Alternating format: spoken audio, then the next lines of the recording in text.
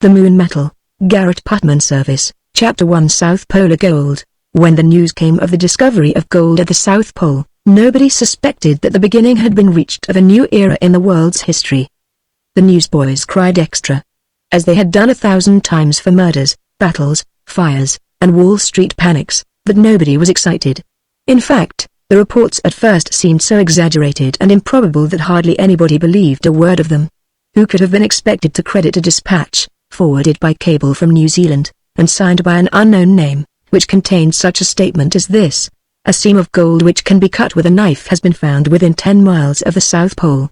The discovery of the pole itself had been announced 3 years before, and several scientific parties were known to be exploring the remarkable continent that surrounds it.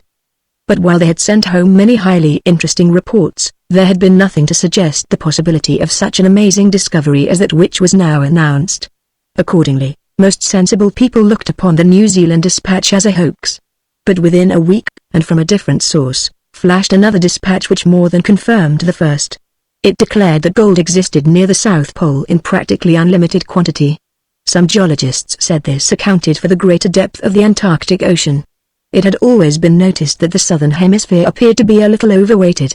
People now began to prick up their ears, and many letters of inquiry appeared in the newspapers concerning the wonderful tidings from the south. Some asked for information about the shortest route to the new goldfields. In a little while several additional reports came, some via New Zealand, others via South America, and all confirming in every respect what had been sent before. Then a New York newspaper sent a swift steamer to the Antarctic, and when this enterprising journal published a 4-page cable describing the discoveries in detail, all doubt vanished and the rush began. Sometime I may undertake a description of the wild scenes that occurred when, at last, the inhabitants of the northern hemisphere were convinced that boundless stores of gold existed in the unclaimed and uninhabited wastes surrounding the South Pole. But at present I have something more wonderful to relate. Let me briefly depict the situation. For many years silver had been absent from the coinage of the world. Its increasing abundance rendered it unsuitable for money, especially when contrasted with gold. The silver craze, which had raged in the closing decade of the 19th century, was already a forgotten incident of financial history. The gold standard had become universal, and business all over the earth had adjusted itself to that condition.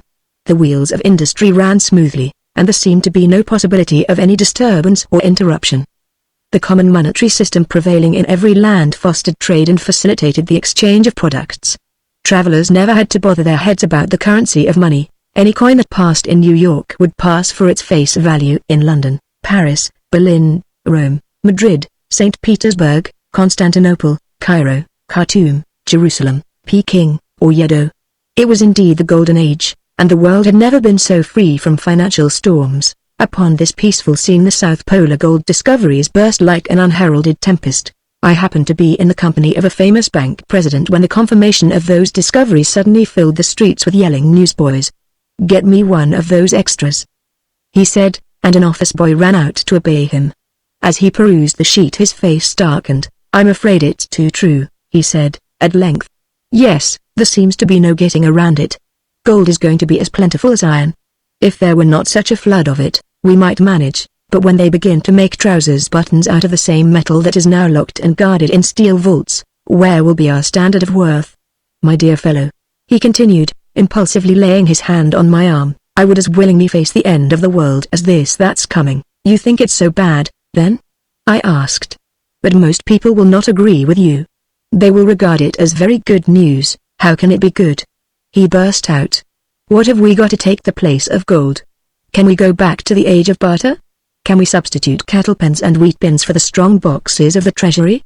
Can commerce exist with no common measure of exchange?" "It does indeed look serious," I assented. "Serious? I tell you, it is the deluge." Thereat he clapped on his hat and hurried across the street to the office of another celebrated banker. His premonitions of disaster turned out to be but too well grounded. The deposits of gold at the South Pole were richer than the wildest reports had represented them. The shipments of the precious metal to America and Europe soon became enormous, so enormous that the metal was no longer precious. The price of gold dropped like a falling stone, with accelerated velocity, and within a year every money center in the world had been swept by a panic. Gold was more common than iron. Every government was compelled to demonetize it, for when once gold had fallen into contempt it was less valuable in the eyes of the public than stamped paper. For once the world had thoroughly learned the lesson that too much of a good thing is worse than none of it. Then somebody found a new use for gold by inventing a process by which it could be hardened and tempered, assuming a wonderful toughness and elasticity without losing its non-corrosive property, and in this form it rapidly took the place of steel. In the meantime every effort was made to bolster up credit. Endless were the attempts to find a substitute for gold. The chemists sought it in their laboratories and the mineralogists in the mountains and deserts. Platinum might have served, but it, too, has become a drug in the market through the discovery of immense deposits. Out of the 20-odd elements which had been rarer and more valuable than gold, such as uranium, gallium, etc., not one was found to answer the purpose. In short, it was evident that since both gold and silver had become too abundant to serve any longer for a money standard, the planet held no metal suitable to take their place. The entire monetary system of the world must be readjusted, but in the readjustment it was certain to fall to pieces. In fact, it had already fallen to pieces. The only recourse was to paper money. But whether this was based upon agriculture or mining or manufacture, it gave varying standards, not only among the different nations, but in successive years in the same country. Exports and imports practically ceased. Credit was discredited, commerce perished, and the world, at a bound, seemed to have gone back, financially and industrially, to the Dark Ages. One final effort was made. A great financial congress was assembled at New York. Representatives of all the nations took part in it. The ablest financiers of Europe and America united the efforts of their genius and the results of their experience to solve the great problem. The various governments all solemnly stipulated to abide by the decision of the Congress, but, after spending months in hard but fruitless labor, that body was no nearer the end of its undertaking than when it first assembled. The entire world awaited its decision with bated breath, and yet the decision was not formed. At this paralyzing crisis a most unexpected event suddenly opened the way. Chapter 2 The Magician of Science. An attendant entered the room where the perplexed financiers were in session and presented a peculiar-looking card to the president, Mr. Boone. The president took the card in his hand and instantly fell into a brown study. So complete was his absorption that Herr Finster, the celebrated Berlin banker, who had been addressing the chair for the last 2 hours from the opposite end of the long table, got confused, entirely lost track of his verb, and suddenly dropped into his seat, very red in the face and wearing a most injured expression. But President Boone paid no attention except to the singular card, which he continued to turn over and over, balancing it on his fingers and holding it now at arm's length and then near his nose, with one eye squinted as if he were trying to look through a hole in the card. At length this odd conduct of the presiding officer drew all eyes upon the card, and then everybody shared the interest of Mr. Boone. In shape and size the card was not extraordinary, but it was composed of metal. What metal? That question had immediately arisen in Mr. Boone's mind when the card came into his hand, and now it exercised the wits of all the others. Plainly it was not tin, brass, copper, bronze, silver, aluminum, although its lightness might have suggested that metal, nor even base gold. The president, although a skilled metallurgist, confessed his inability to say what it was. So intent had he become in examining the curious bit of metal that he forgot it was a visitor's card of introduction, and did not even look for the name which it presumably bore. As he held the card up to get a better light upon it, a stray sunbeam from the window fell across the metal and instantly it bloomed with exquisite colors. The president's chair being in the darker end of the room, the radiant card suffused the atmosphere about him with a faint rose tint, playing with surprising liveliness into alternate canary color and violet. The effect upon the company of clear-headed financiers was extremely remarkable. The unknown metal appeared to exercise a kind of mesmeric influence, its soft hues blending together in a chromatic harmony which captivated the sense of vision as the ears are charmed by a perfectly rendered song. Gradually all gathered in an eager group around the president's chair. "What can it be?" was repeated from lip to lip. "Did you ever see anything like it?" asked Mr. Boone for the 20th time. None of them had ever seen the like of it. A spell fell upon the assemblage. For 5 minutes no one spoke, while Mr. Boone continued to chase the flickering sunbeam with the wonderful card. Suddenly the silence was broken by a voice which had a touch of awe in it. It must be the metal. The speaker was an English financier, First Lord of the Treasury, Honorable James Hampton Jones, KCB. Immediately everybody echoed his remark, and the strain being thus relieved, the spell dropped from them and several laughed loudly over their momentary aberration. President Boone recollected himself, and, coloring slightly, placed the card flat on the table, in order more clearly to see the name. In plain red letters it stood forth with such surprising distinctness that Mr. Boone wondered why he had so long overlooked it. Dr. Max 6. "Tell the gentleman to come in," said the president, and thereupon the attendant threw open the door. The owner of the mysterious card fixed every eye as he entered. He was several inches more than 6 feet in height. His complexion was very dark, his eyes were intensely black, bright, and deep-set, his eyebrows were bushy and up-curled at the ends, his sable hair was close-trimmed, and his ears were narrow, pointed at the top, and prominent.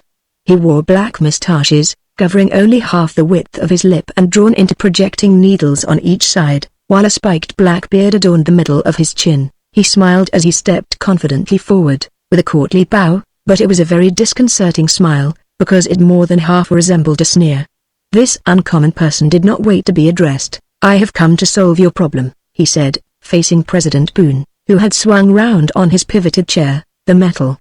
exclaimed everybody in a breath, and with a unanimity and excitement which would have astonished them if they had been spectators instead of actors of the scene. The tall stranger bowed and smiled again. "Just so," he said. "What do you think of it?" "It is beautiful." Again the reply came from every mouth simultaneously, and again if the speakers could have been listeners they would have wondered not only at their earnestness, but at their words, for why should they instantly and unanimously pronounce that beautiful which they had not even seen? But every man knew he had seen it, for instinctively their minds reverted to the card and recognized in it the metal referred to. The mesmeric spell seemed once more to fall upon the assemblage, for the financiers noticed nothing remarkable in the next act of the stranger, which was to take a chair, uninvited, at the table, and the moment he sat down he became the presiding officer as naturally as if he had just been elected to that post. They all waited for him to speak, and when he opened his mouth they listened with breathless attention. His words were of the best English, but there was some peculiarity, which they had already noted, either in his voice or his manner of enunciation, which struck all of the listeners as denoting a foreigner. But none of them could satisfactorily place him. Neither the Americans, the Englishmen, the Germans, the Frenchmen, the Russians, the Austrians, the Italians, the Spaniards, the Turks, the Japanese, or the Chinese at the board could decide to what race or nationality the stranger belonged. "This metal," he began, taking the card from Mr. Boone's hand, "I have discovered and named. I call it artemisium. I can produce it, in the pure form, abundantly enough to replace gold, giving it the same relative value that gold possessed when it was the universal standard." As Dr. Six spoke he snapped the card with his thumbnail and it fluttered with quivering hues like a hummingbird hovering over a flower. He seemed to await a reply, and President Boone asked, "What guarantee can you give that the supply would be adequate and continuous?" "I will conduct a committee of this Congress to my mine in the Rocky Mountains, where, in anticipation of the event, I have accumulated enough refined artemisium to provide every civilized land with an amount of coin equivalent to that which it formerly held in gold. I can there satisfy you of my ability to maintain the production, but how do we know that this metal of yours will answer the purpose?" "Try it," was the laconic reply. "There is another difficulty," pursued the president. "People will not accept a new metal in place of gold unless they are convinced that it possesses equal intrinsic value.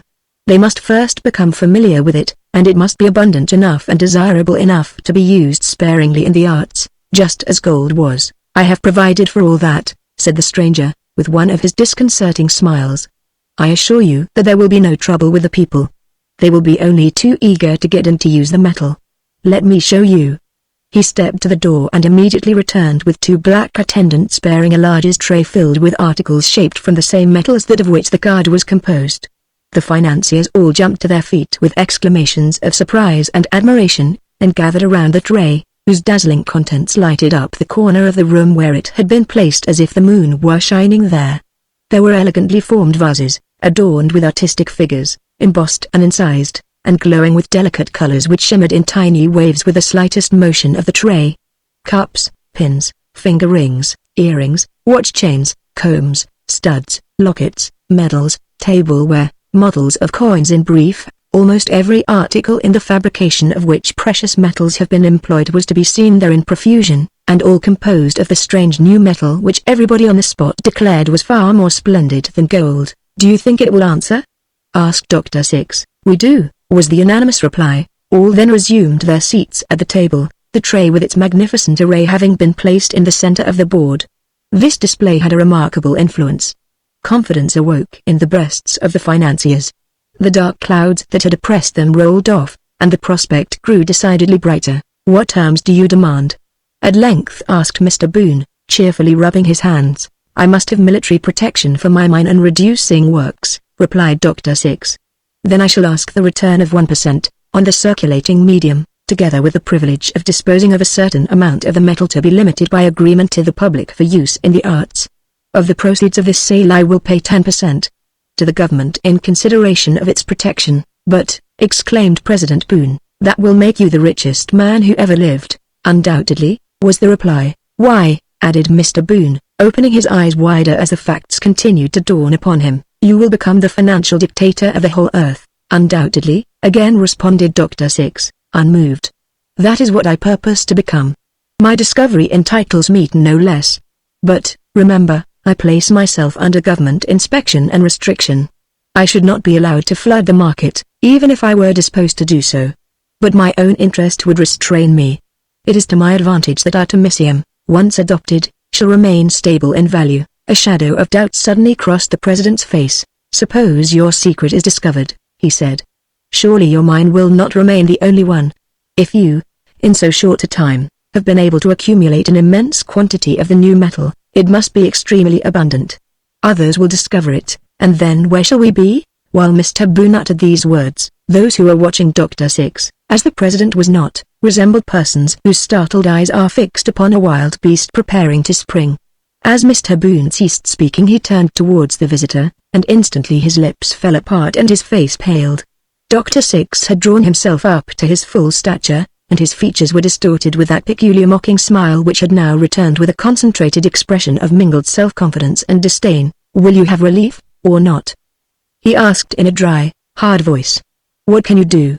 I alone possess the secret which can restore industry and commerce. If you reject my offer, do you think a second one will come? President Boone found voice to reply, stammeringly. I did not mean to suggest a rejection of the offer. I only wished to inquire if you thought it probable that there would be no repetition of what occurred after gold was found at the South Pole. The earth may be full of my metal, returned Dr. Six, almost fiercely, but so long as I alone possess the knowledge how to extract it, is it of any more worth than common dirt? But come, he added, after a pause and softening his manner, I have other schemes. Will you, as representatives of the leading nations, undertake the introduction of artemisium as a substitute for gold, or will you not? Can we not have time for deliberation? Asked President Boone. Yes, 1 hour. Within that time I shall return to learn your decision, replied Dr. Six, rising and preparing to depart. I leave these things, pointing to the tray, in your keeping, and, significantly, I trust your decision will be a wise one. His curious smile again curved his lips and shot the ends of his mustache upward, and the influence of that smile remained in the room when he had closed the door behind him. The financiers gazed at one another for several minutes in silence, then they turned towards the coruscating metal that filled the tray. Chapter 3 The Grand Teton Mine. Away on the western border of Wyoming, in the all but inaccessible heart of the Rocky Mountains, three mighty brothers, the Big Tetons, look perpendicularly into the blue eye of Jenny's Lake, lying at the bottom of the profound depression among the mountains called Jackson's Hole. Bracing against one another for support, these remarkable peaks lift their granite spires from 12,000 to nearly 14,000 feet into the blue dome that arches the crest of the continent. Their sides, and especially those of their chief, the Grand Teton, are streaked with glaciers, which shine like silver trappings when the morning sun comes up above the wilderness of mountains stretching away eastward from the hole. When the first white men penetrated this wonderful region, and one of them bestowed his wife's name upon Jenny's Lake, they were intimidated by the Grand Teton. It made their flesh creep, accustomed though they were to rough scrambling among mountain gorges and on the brows of immense precipices, when they glanced up the face of the peak, where the cliffs fall, one below another, in a series of breathless descents, and imagined themselves clinging for dear life to those skiey battlements. But when, in 1872, Messrs. Stevenson and Langford finally reached the top of the Grand Teton, the only successful members of a party of 9 practiced climbers who had started together from the bottom, they found there a little rectangular enclosure, made by piling up rocks, 6 or 7 feet across and 3 feet in height, bearing evidences of great age, and indicating that the Red Indians had, for some unknown purpose, resorted to the summit of this tremendous peak long before the white men invaded their mountains. Yet neither the Indians nor the whites ever really conquered the Teton, for above the highest point that they attained rises a granite buttress, whose smooth vertical sides seem to them to defy everything but wings. Winding across the sage-covered floor of Jackson's Hole runs the Shawzone, or Snake River, which takes its rise from Jackson's Lake at the northern end of the basin, and then, as if shrinking from the threatening brows of the Tetons, whose fall would block its progress, makes a detour of 100 miles around the buttressed heights of the range before it finds a clear way across Idaho, and so on to the Columbia River and the Pacific Ocean. On a July morning, about a month after the visit of Dr. Max 6 to the assembled financiers in New York, a party of 20 horsemen, following a mountain trail, arrived on the eastern margin of Jackson's Hole, and pausing upon a commanding eminence, with exclamations of wonder, glanced across the Great Depression, where lay the shining coils of the Snake River, at the towering forms of the Tetons, whose ice-striped cliffs flashed lightnings in the sunshine. Even the impassive broncos that the party rode lifted their heads inquiringly, and snorted as if in equine astonishment at the magnificent spectacle. One familiar with the place would have noticed something, which, to his mind, would have seemed more surprising than the pageantry of the mountains in their morning sun bath. Curling above one of the wild gorges that cut the lower slopes of the Tetons was a thick black smoke, which, when lifted by a passing breeze, obscured the precipices halfway to the summit of the peak. Had the Grand Teton become a volcano? Certainly no hunting or exploring party could make a smoke like that. But a word from the leader of the party of horsemen explained the mystery. There is my mill, and the mine is underneath it. The speaker was Dr. Six, and his companions were members of the Financial Congress.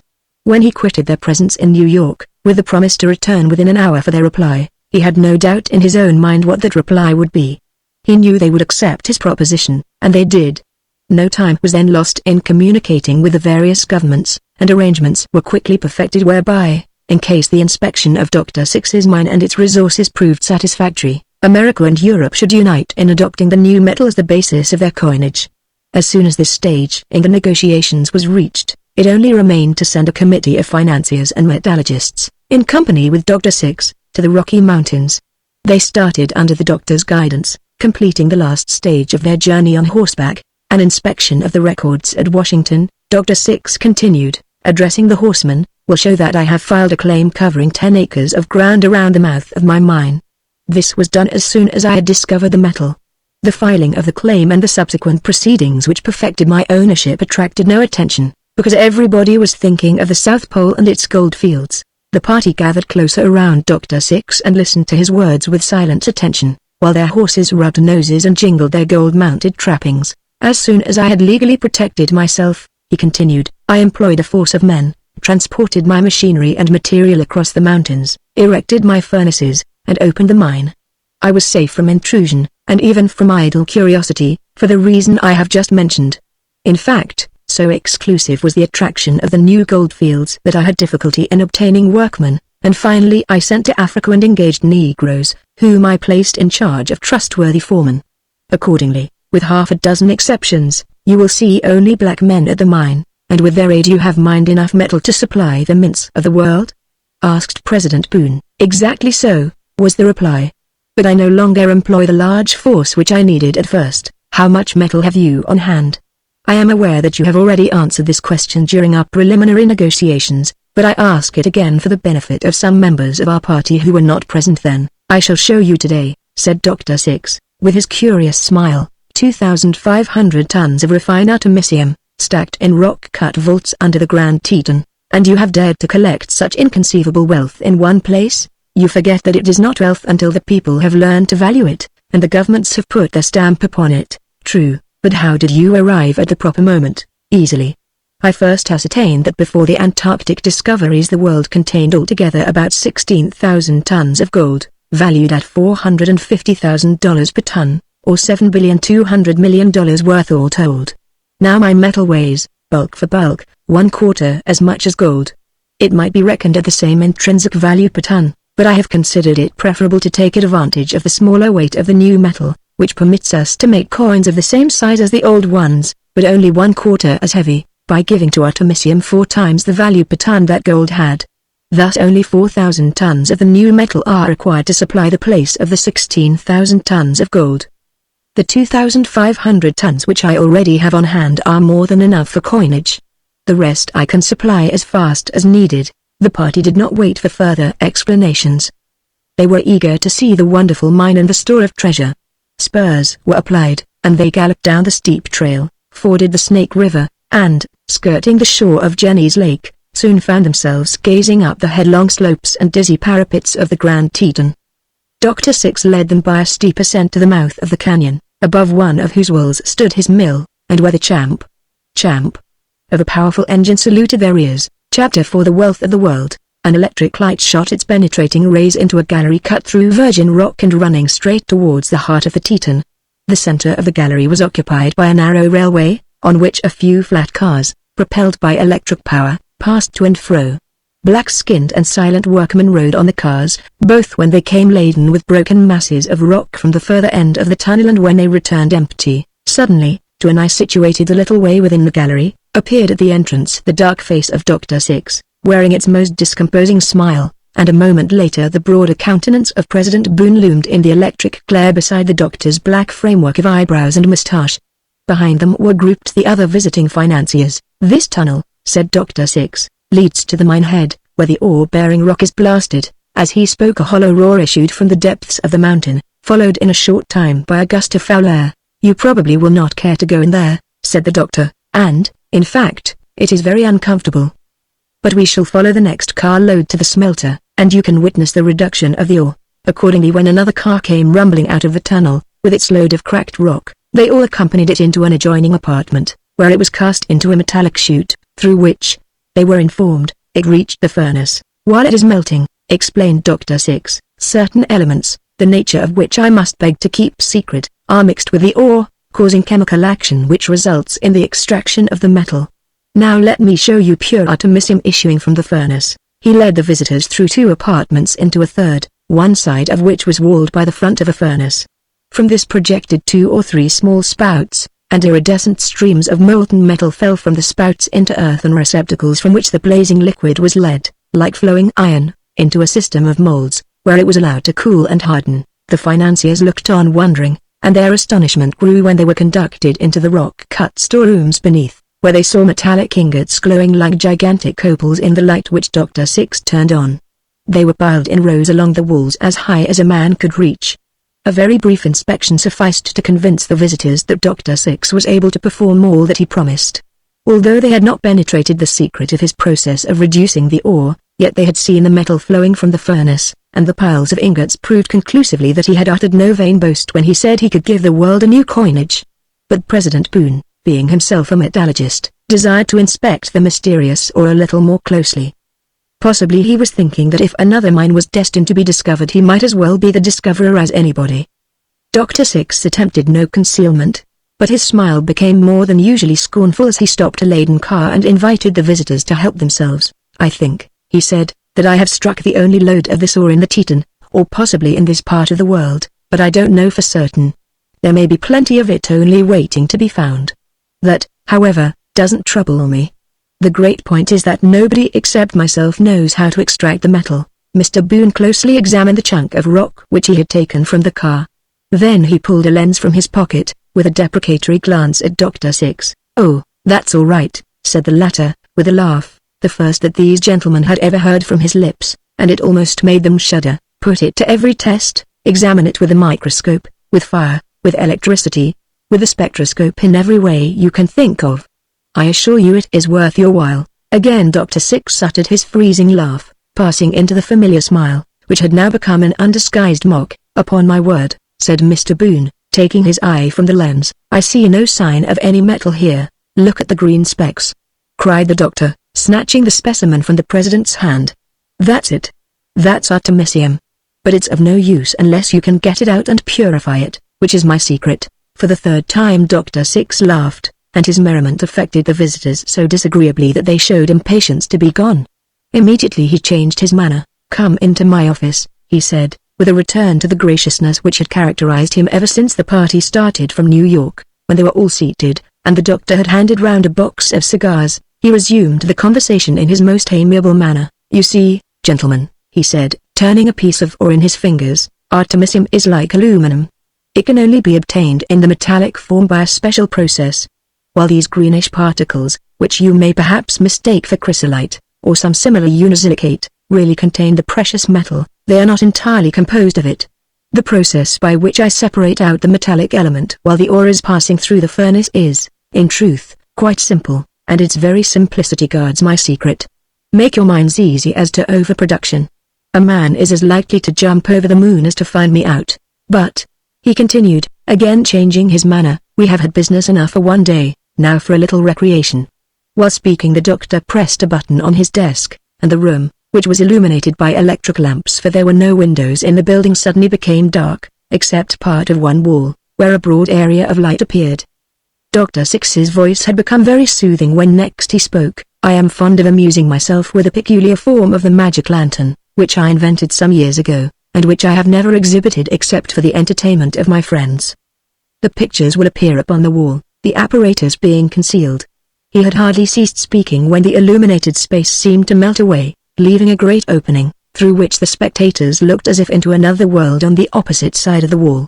For a minute or two they could not clearly discern what was presented, then, gradually, the flitting scenes and figures became more distinct until the lifelikeness of the spectacle absorbed their whole attention. Before them passed, in panoramic review, a sunny land, filled with brilliant-hued vegetation, and dotted with villages and cities which were bright with light-colored buildings. People appeared moving through the scenes, as in a cinematograph exhibition, but with infinitely more semblance of reality. In fact, the pictures, blending one into another, seemed to be life itself. Yet it was not an earth-like scene. The colors of the passing landscape were such as no man in the room had ever beheld, and the people, tall, round-limbed, with florid complexion, golden hair, and brilliant eyes and lips, were indescribably beautiful and graceful in all their movements. From the land the view passed out to sea, and bright blue waves, edged with creaming foam, ran swiftly under the spectators' eyes, and occasionally, driven before light winds, appeared fleets of daintily shaped vessels, which reminded the beholder, by their flashing wings, of the famed ship of Pearl. After the fairy ships and breezy sea views came a long, curving line of coast, brilliant with coral sands, and indented by frequent bays, along whose enchanting shores lay pleasant towns, the landscapes behind them splendid with groves, meadows, and streams. Presently the shifting photographic tape, or whatever the mechanism may have been, appeared to have settled upon a chosen scene, and there it rested. A broad champaign reached away to distant sapphire mountains, while the foreground was occupied by a magnificent house, resembling a large country villa, fronted with a garden, shaded by bowers and festoons of huge, brilliant flowers. Birds of radiant plumage flitted among the trees and blossoms, and then appeared a company of gaily attired people, including many young girls, who joined hands and danced in a ring, apparently with shouts of laughter, while a group of musicians standing near thrummed and blew upon curiously shaped instruments. Suddenly the shadow of a dense cloud flitted across the scene, whereupon the brilliant birds flew away with screams of terror which almost seemed to reach the ears of the onlookers through the wall. An expression of horror came over the faces of the people. The children broke from their merry circle and ran for protection to their elders. The utmost confusing and whelming terror were evidenced for a moment, then the ground split asunder, and the house and the garden, with all their living occupants, were swallowed by an awful chasm which opened just where they had stood. The great rent ran in a widening line across the sunlit landscape until it reached the horizon, when the distant mountains crumbled, clouds poured in from all sides at once, and billows of flame burst through them as they veiled the scene. But in another instant the commotion was over, and the world, whose curious spectacles had been enacted as if on the other side of a window, seemed to retreat swiftly into space, until at last, emerging from a fleecy cloud, it reappeared in the form of the full moon hanging in the sky, but larger than is its wont, with its dry ocean beds, its keen-spired peaks, its ragged mountain ranges, its gaping chasms, its immense crater rings, and Tycho, the chief of them all, shooting ray-like streaks across the scarred face of the abandoned lunar globe. The show was ended, and Dr. Six, turning on only a partial illumination in the room, rose slowly to his feet, his tall form appearing strangely magnified in the gloom, and invited his bewildered guests to accompany him to his house, outside the mill, where he said dinner awaited them. As they emerged into daylight they acted like persons just aroused from an opiate dream. Chapter 5 Wonders of the New Metal. Within a 12-month after the visit of President Boone and his fellow financiers to the mine in the Grand Teton, a railway had been constructed from Jackson's Hole, connecting with one of the Pacific lines, and the distribution of the new metal was begun. All of Dr. Six's terms had been accepted. United States troops occupied a permanent encampment on the upper waters of the Snake River, to afford protection, and as the consignments of precious ingots were hurried east and west on guarded trains, the mints all over the world resumed their activity. Once more a common monetary standard prevailed, and commerce revived as if touched by a magic wand. artemisium quickly won its way in popular favor. Its matchless beauty alone was enough. Not only was it gladly accepted in the form of money, but its success was instantaneous in the arts. Dr. Six and the inspectors representing the various nations found it difficult to limit the output to the agreed-upon amount. The demand was incessant. Goldsmiths and jewelers continually discovered new excellences in the wonderful metal. Its properties of translucence and refraction enabled skillful artists to perform marvels. By suitable management, a chain of artemisium could be made to resemble a string of vari-colored gems, each separate link having a tint of its own, while, as the wearer moved, delicate complementary colors chased one another, in rapid undulation, from end to end. A fresh charm was added by the new metal to the personal adornment of women, and an enhanced splendor to the pageants of society. Gold in its palmiest days had never enjoyed such a vogue. A crowded reception room or a dinner party where artemisium abounded possessed an indescribable atmosphere of luxury and richness, refined in quality, yet captivating to every sense. Imaginative persons went so far as to aver that the sight and presence of the metal exercised a strangely soothing and dreamy power over the mind, like the influence of moonlight streaming through the treetops on a still, balmy night. The public curiosity in regard to the origin of artemisium was boundless. The various nations published official bulletins in which the general facts omitting, of course, such incidents as the singular exhibition seen by the visiting financiers on the wall of Dr. Six's office were detailed to gratify the universal desire for information.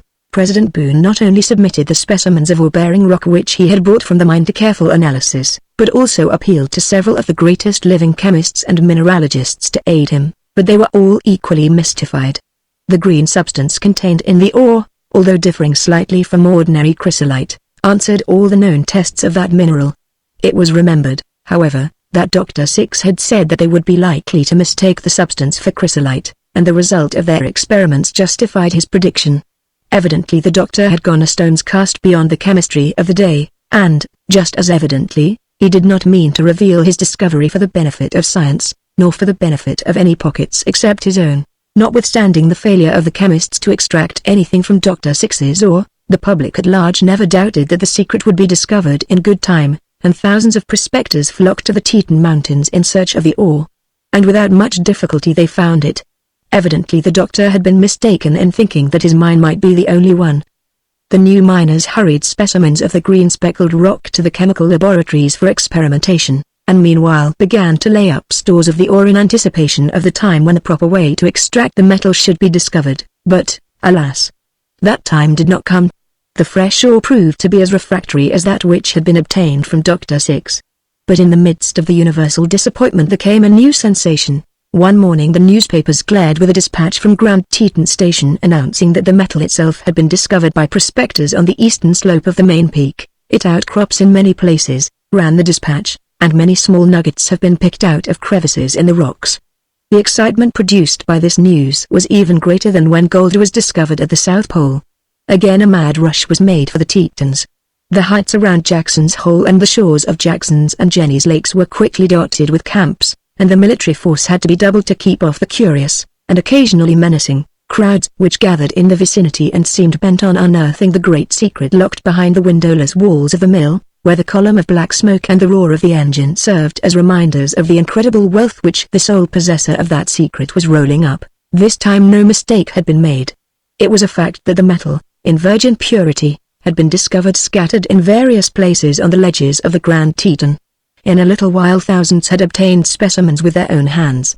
The quantity was distressingly small, considering the number and the eagerness of the seekers, but that it was genuine artemisium not even Dr. Six could have denied. He, however, made no attempt to deny it. "Yes," he said, when questioned, "I find that I have been deceived. At first I thought the metal existed only in the form of the green ore, but of late I have come upon veins of pure artemisium in my mine. I am glad for your sakes, but sorry for my own.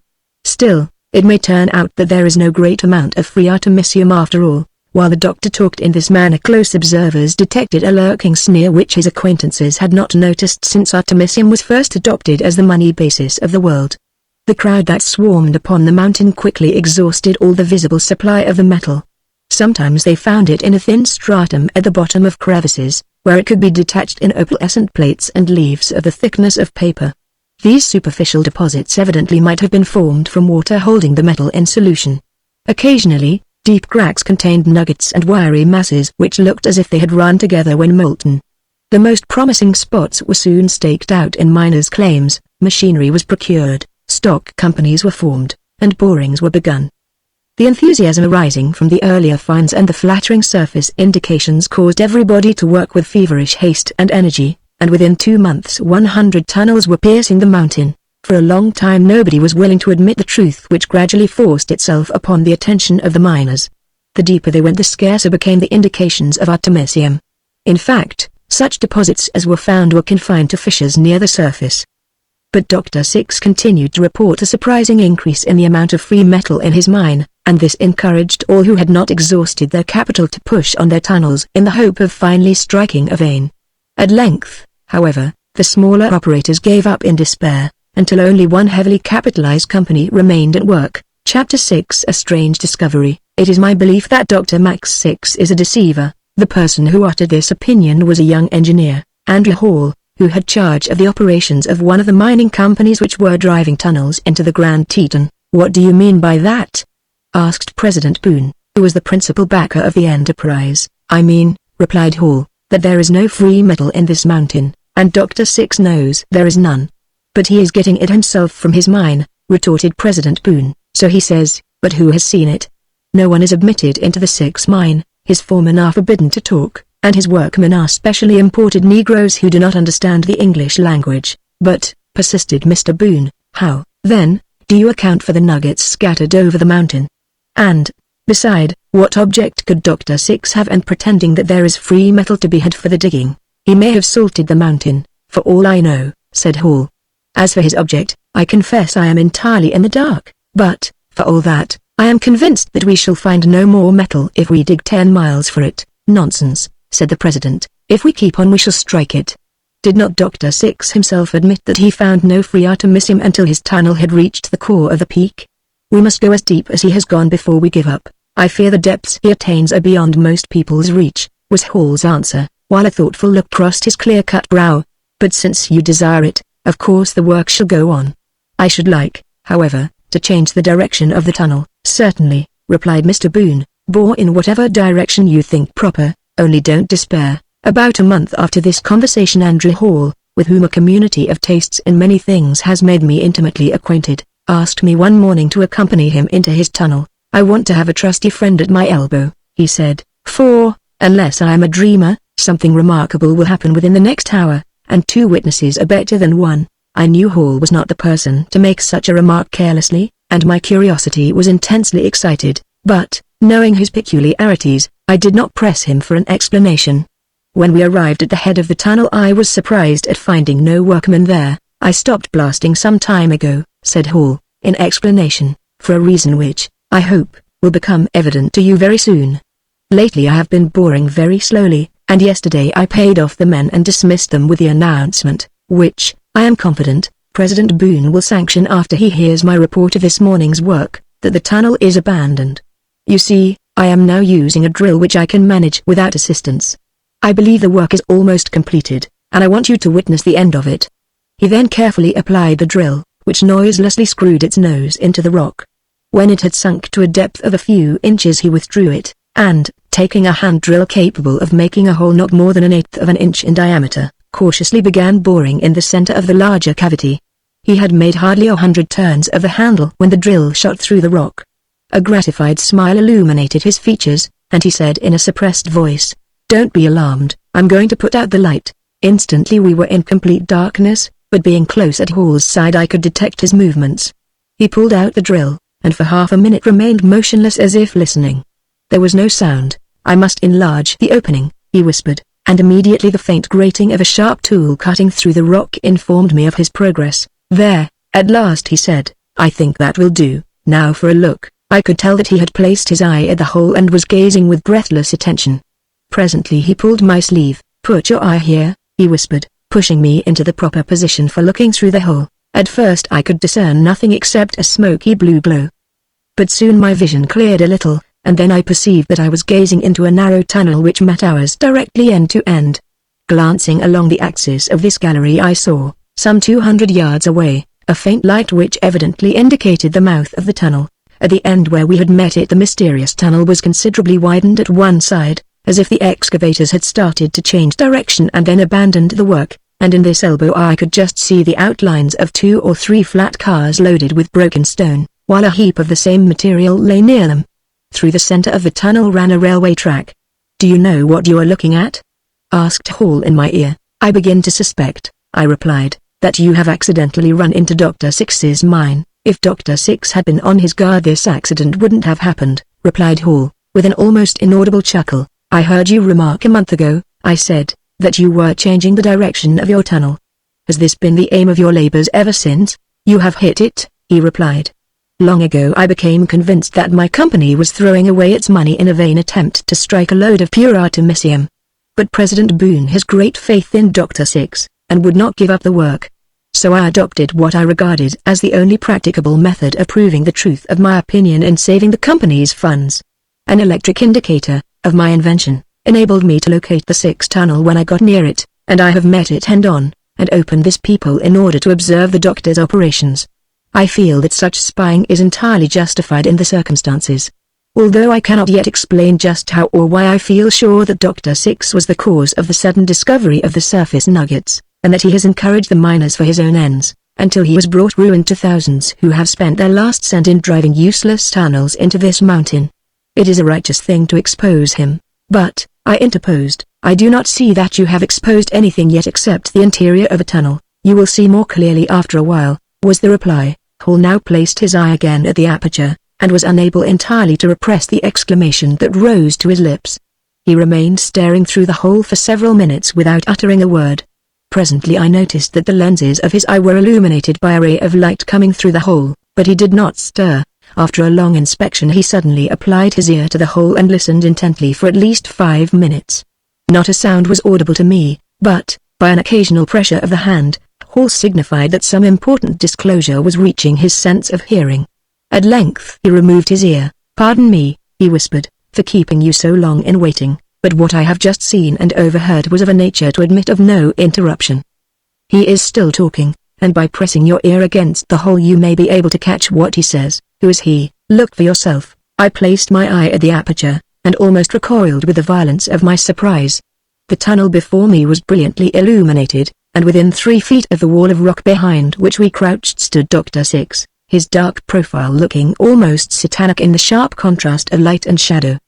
He was talking to one of his foremen, and the two were the only visible occupants of the tunnel. Putting my ear to the little opening, I heard his words distinctly. "End of their rope. Well, they've spent a pretty lot of money for their experience, and I rather think we shall not be troubled again by artemisium seekers for some time to come." The doctor's voice ceased, and instantly I clapped my eye to the hole. He had changed his position so that his black eyes now looked straight at the aperture. My heart was in my mouth, for at first I believed from his expression that he had detected the gleam of my eyeball. But if so, he probably mistook it for a bit of mica in the rock, and paid no further attention. Then his lips moved, and I put my ear again to the hole. He seemed to be replying to a question that the foreman had asked. "If they do," he said, "they will never guess the real secret." Thereupon he turned on his heel, kicked a bit of rock off the track, and strode away towards the entrance. The foreman paused long enough to turn out the electric lamp, and then followed the doctor. "Well," asked Hall, "what have you heard?" I told him everything. "It fully corroborates the evidence of my own eyes and ears," he remarked, "and we may count ourselves extremely lucky.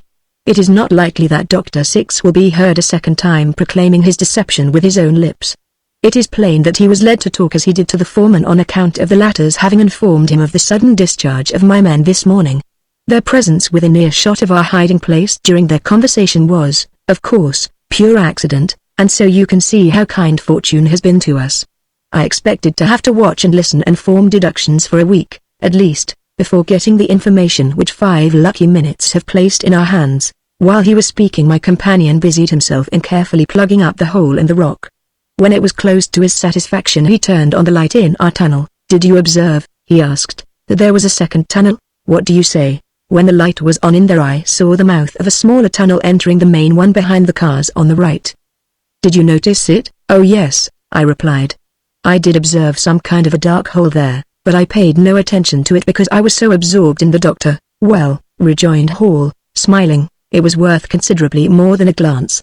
As a subject of thought I find it even more absorbing than Dr. Six. Did you see the track in it? No, I had to acknowledge, I did not notice that. But, I continued, a little piqued by his manner, being a branch of the main tunnel, I don't see anything remarkable in its having a track also. It was rather dim in that hole, said Hall, still smiling in a somewhat provoking way, but the railroad track was the plain enough. And, whether you think it remarkable or not, I should like to lay you a wager that that track leads to a secret worth a dozen of the one we have just overheard, my good friend, I retorted, still smarting a little. I shall not presume to match my stupidity against your perspicacity. I haven't cat's eyes in the dark. Hall immediately broke out laughing, and, slapping me good-naturedly on the shoulder, exclaimed, Come now. If you go to kicking back at a fellow like that, I shall be sorry I ever undertook this adventure. Chapter 7 A mystery indeed. When President Boone had heard our story he promptly approved Hall's dismissal of the men. He expressed great surprise that Dr. Six should have resorted to a deception which had been so disastrous to innocent people, and at first he talked of legal proceedings. But, after thinking the matter over, he concluded that Six was too powerful to be attacked with success, especially when the only evidence against him was that he had claimed to find artemisium in his mine at a time when, as everybody knew, artemisium actually was found outside the mine.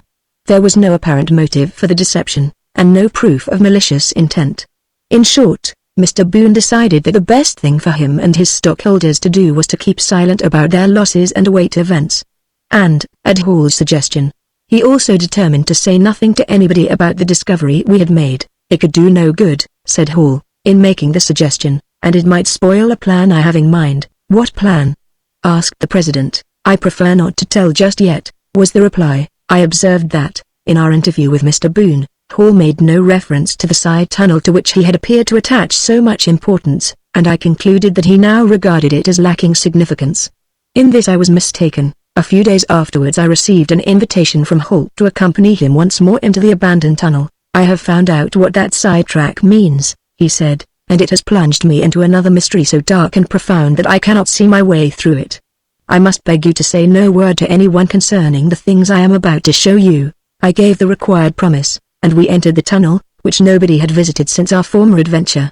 Having extinguished our lamp, my companion opened the peephole, and a thin ray of light streamed through from the tunnel on the opposite side of the wall. He applied his eye to the hole. Yes, he said, quickly stepping back and pushing me into his place, they are still at it. Look, and tell me what you see. I see, I replied, after placing my eye at the aperture, a gang of men unloading a car which has just come out of the side tunnel, and putting its contents upon another car standing on the track of the main tunnel. Yes, and what are they handling? Why, ore, of course, and do you see nothing significant in that? To be sure, I exclaimed. Why, that ore. Hush. Hush. Admonished Hall, putting his hand over my mouth. Don't talk so loud. Now go on, in a whisper. The ore, I resumed, may have come back from the furnace room, because the side tunnel turns off so as to run parallel with the other. It not only may have come back, it actually has come back, said Hall. How can you be sure? Because I have been over the track, and know that it leads to a secret apartment directly under the furnace in which Dr. Six pretends to melt the ore. For a minute after hearing this avowal I was speechless. Are you serious? I asked at length. Perfectly serious. Run your finger along the rock here. Do you perceive a seam? 2 days ago, after seeing what you have just witnessed in the 6th tunnel, I carefully cut out a section of the wall, making an aperture large enough to crawl through, and, when I knew the workmen were asleep, I crept in there and examined both tunnels from end to end. But in solving one mystery I have run myself into another infinitely more perplexing. How is that? Why does Dr. Six take such elaborate pains to deceive his visitors, and also the government officers? It is now plain that he conducts no mining operations whatever. This mine of his is a gigantic blind. Whenever inspectors or scientific curiosity seekers visit his mill his mute workmen assume the air of being very busy, the cars laden with his so-called ore rumble out of the tunnel, and their contents are ostentatiously poured into the furnace, or appear to be poured into it, really dropping into the receptacle beneath, to be carried back into the mine again. And then the doctor leads his gulled visitors around to the other side of the furnace and shows them the molten metal coming out in streams. Now what does it all mean? That's what I'd like to find out. What's his game? For, mark you, if he doesn't get artemisium from this pretended ore, he gets it from some other source, and right on this spot, too. There is no doubt about that.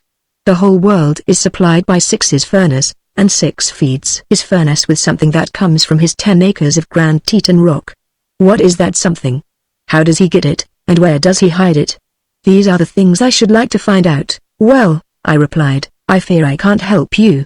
But the difference between you and me, he retorted, is that you can go to sleep over it, while I shall never get another good night's rest so long as this black mystery remains unsolved. What will you do? I don't know exactly what. But I've got a dim idea which may take shape after a while. Hall was silent for some time, then he suddenly asked, did you ever hear of that queer magic lantern show with which Dr. Six entertained Mr. Boone and the members of the Financial Commission in the early days of the Artemisium business? Yes, I've heard the story, but I don't think it was ever made public. The newspapers never got hold of it. No, I believe not. Odd thing. Wasn't it? Why, yes, very odd, but just like the doctor's eccentric ways, though. He's always doing something to astonish somebody, without any apparent earthly reason. But what put you in mind of that? Free Artemisium put me in mind of it, replied Hall, quizzically. I don't see the connection. I'm not sure that I do either, but when you are dealing with Dr. Six nothing is too improbable to be thought of. Hall thereupon felt amusing again, while we returned to the entrance of the tunnel. After he had made everything secure, and slipped the key into his pocket, my companion remarked, don't you think it would be best to keep this latest discovery to ourselves? Certainly, because, he continued, nobody would be benefited just now by knowing what we know, and to expose the worthlessness of the all might cause a panic.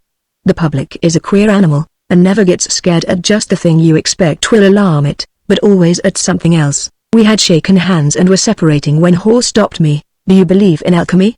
He asked. That's an odd question from you, I replied. I thought alchemy was exploded long ago. Well, he said, slowly, I suppose it has been exploded, but then, you know, an explosion may sometimes be a kind of instantaneous education, breaking up old things but revealing new ones. Chapter 8. More of Dr. Six's magic. Important business called me east soon after the meeting with Hall described in the foregoing chapter, and before I again saw the Grand Teton very stirring events had taken place. As the reader is aware, Dr. Six's agreement with the various governments limited the output of his mine. An international commission, continually in session in New York, adjusted the differences arising among the nations concerning financial affairs, and allotted to each the proper amount of artemisium for coinage. Of course, this amount varied from time to time, but a fair average could easily be maintained. The gradual increase of wealth, in houses, machinery, manufactured and artistic products called for a corresponding increase in the circulating medium, but this, too, was easily provided for. An equally painstaking supervision was exercised over the amount of the precious metal which Dr. Six was permitted to supply to the markets for use in the arts.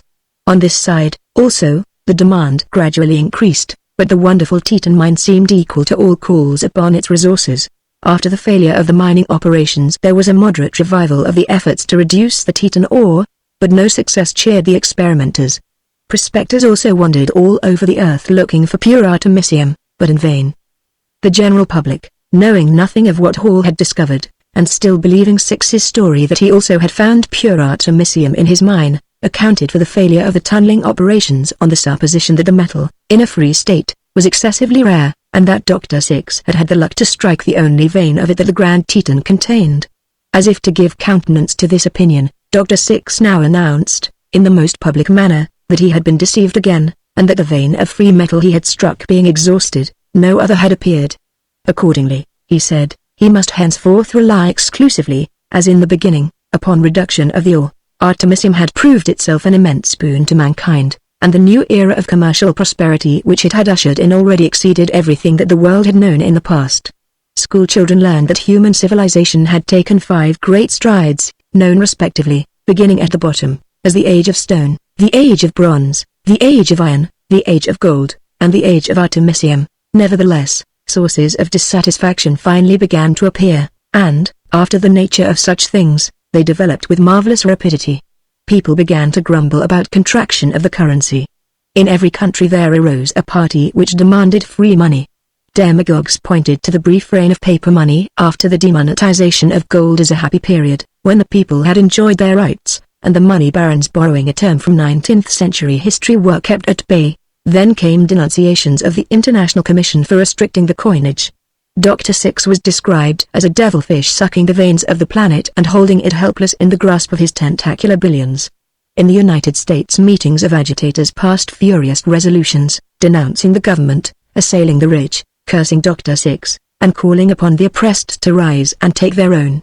The final outcome was, of course, violence. Mobs had to be suppressed by military force. But the most dramatic scene in the tragedy occurred at the Grand Teton. Excited by inflammatory speeches and printed documents, several thousand armed men assembled in the neighborhood of Jenny's Lake and prepared to attack the Six mine. For some reason the military guard had been depleted, and the mob, under the leadership of a man named Bings, who showed no little talent as a commander and strategist, surprised the small force of soldiers and locked them up in their own guardhouse. Telegraphic communication having been cut off by the astute Bings, a fierce attack was made on the mine. The assailants swarmed up the sides of the canyon, and attempted to break in through the foundation of the buildings. But the masonry was stronger than they had anticipated, and the attack failed. Sharpshooters then climbed the neighboring heights, and kept up an incessant peppering of the walls with conical bullets driven at 4,000 feet per second. No reply came from the gloomy structure. The huge column of black smoke rose uninterruptedly into the sky, and the noise of the great engine never ceased for an instant. The mob gathered closer on all sides and redoubled the fire of the rifles, to which was now added the belching of several machine guns. Ragged holes began to appear in the walls, and at the sight of these the assailants yelled with delight. It was evident that the mill could not long withstand so destructive a bombardment. If the besiegers had possessed artillery they would have knocked the buildings into splinters within 20 minutes. As it was, they would need a whole day to win their victory. Suddenly it became evident that the besieged were about to take a hand in the fight. Thus far they had not shown themselves or fired a shot, but now a movement was perceived on the roof, and the projecting arms of some kind of machinery became visible. Many marksmen concentrated their fire upon the mysterious objects, but apparently with little effect. Bings, mounted on a rock, so as to command a clear view of the field, was on the point of ordering a party to rush forward with axes and beat down the formidable doors, when there came a blinding flash from the roof, something swished through the air, and a gust of heat met the assailants in the face. Bings dropped dead from his perch, and then, as if the scythe of the destroyer had swung downward, and to right and left in quick succession, the close-packed mob was leveled, rank after rank, until the few survivors crept behind rocks for refuge. Instantly the atmospheric broom swept up and down the canyon and across the mountain's flanks, and the marksmen fell in bunches like shaken grapes. 9/10 of the besiegers were destroyed within 10 minutes after the first movement had been noticed on the roof. Those who survived owed their escape to the rocks which concealed them, and they lost no time in crawling off into neighboring chasms, and, as soon as they were beyond a shot from the mill, they fled with panic speed. Then the towering form of Dr. Six appeared at the door. Emerging without sign of fear or excitement, he picked his way among his fallen enemies, and, approaching the military guardhouse, undid the fastening and set the imprisoned soldiers free. "I think I am paying rather dear for my whistle," he said, with a characteristic sneer, to Captain Carter, the commander of the troop. "It seems that I must not only defend my own people and property when attacked by mob force, but must also come to the rescue of the soldiers whose payrolls are met from my pocket." The captain made no reply, and Dr. Six strode back to the works. When the released soldiers saw what had occurred, their amazement had no bounds. It was necessary at once to dispose of the dead, and this was no easy undertaking for their small force. However, they accomplished it, and at the beginning of their work made a most surprising discovery. "How's this, Jim?" said one of the men to his comrade, as they stooped to lift the nearest victim of Dr. Six's withering fire. "What's this fellow got all over him, artemisium?" "'Pon my soul," responded Jim, staring at the body. "He's all coated over with it." Immediately from all sides came similar exclamations. Every man who had fallen was covered with a film of the precious metal, as if he had been dipped into an electrolytic bath. Clothing seemed to have been charred, and the metallic atoms had penetrated the flesh of the victims. The rocks all round the battlefield were similarly veneered. "It looks to me," said Captain Carter, "as if old Six had turned one of his spouts of artemisium into a hose pipe and soaked him with it." "That's it," chimed in a lieutenant, "that's exactly what he's done." "Well," returned the captain, "if he can do that, I don't see what use he's got for us here." "Probably he don't want to waste the stuff," said the lieutenant. "What do you suppose it cost him to plate this crowd? I guess a month's pay for the whole troop wouldn't cover the expense." "It's costly, but then gracious. Wouldn't I have given something for the doctor's hose when I was a youngster campaigning in the Philippines in '99? The story of the marvelous way in which Dr. Six defended his mill became the sensation of the world for many days. The hosepipe theory, struck off on the spot by Captain Carter, seized the popular fancy, and was generally accepted without further question. There was an element of the ludicrous which robbed the tragedy of some of its horror.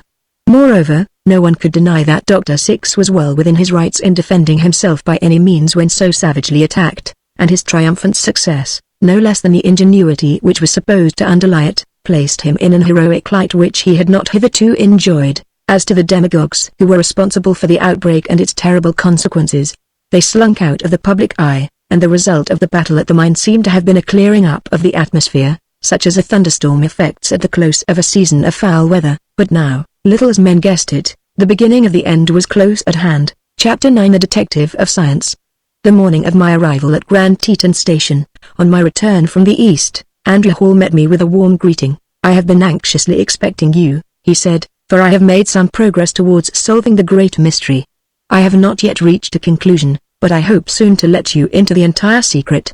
In the meantime you can aid me with your companionship, if in no other way, for, since the defeat of the mob, this place has been mighty lonesome. The Grand Teton is a spot that people who have no particular business out here carefully avoid. I am on speaking terms with Dr. Six, and occasionally, when there is a party to be shown around, I visit his works, and make the best possible use of my eyes. Captain Carter of the military is a capital fellow, and I like to hear his stories of the war in Luzon 40 years ago, but I want somebody to whom I can occasionally confide things, and so you are as welcome as moonlight in harvest time. Tell me something about that wonderful fight with the mob." "Did you see it?" "I did. I had got wind of what Bings intended to do while I was down at Pocatello, and I hurried up here to warn the soldiers, but unfortunately I came too late. Finding the military cooped up in the guardhouse and the mob masters of the situation, I kept out of sight on the side of the Teton, and watched the siege with my binocular.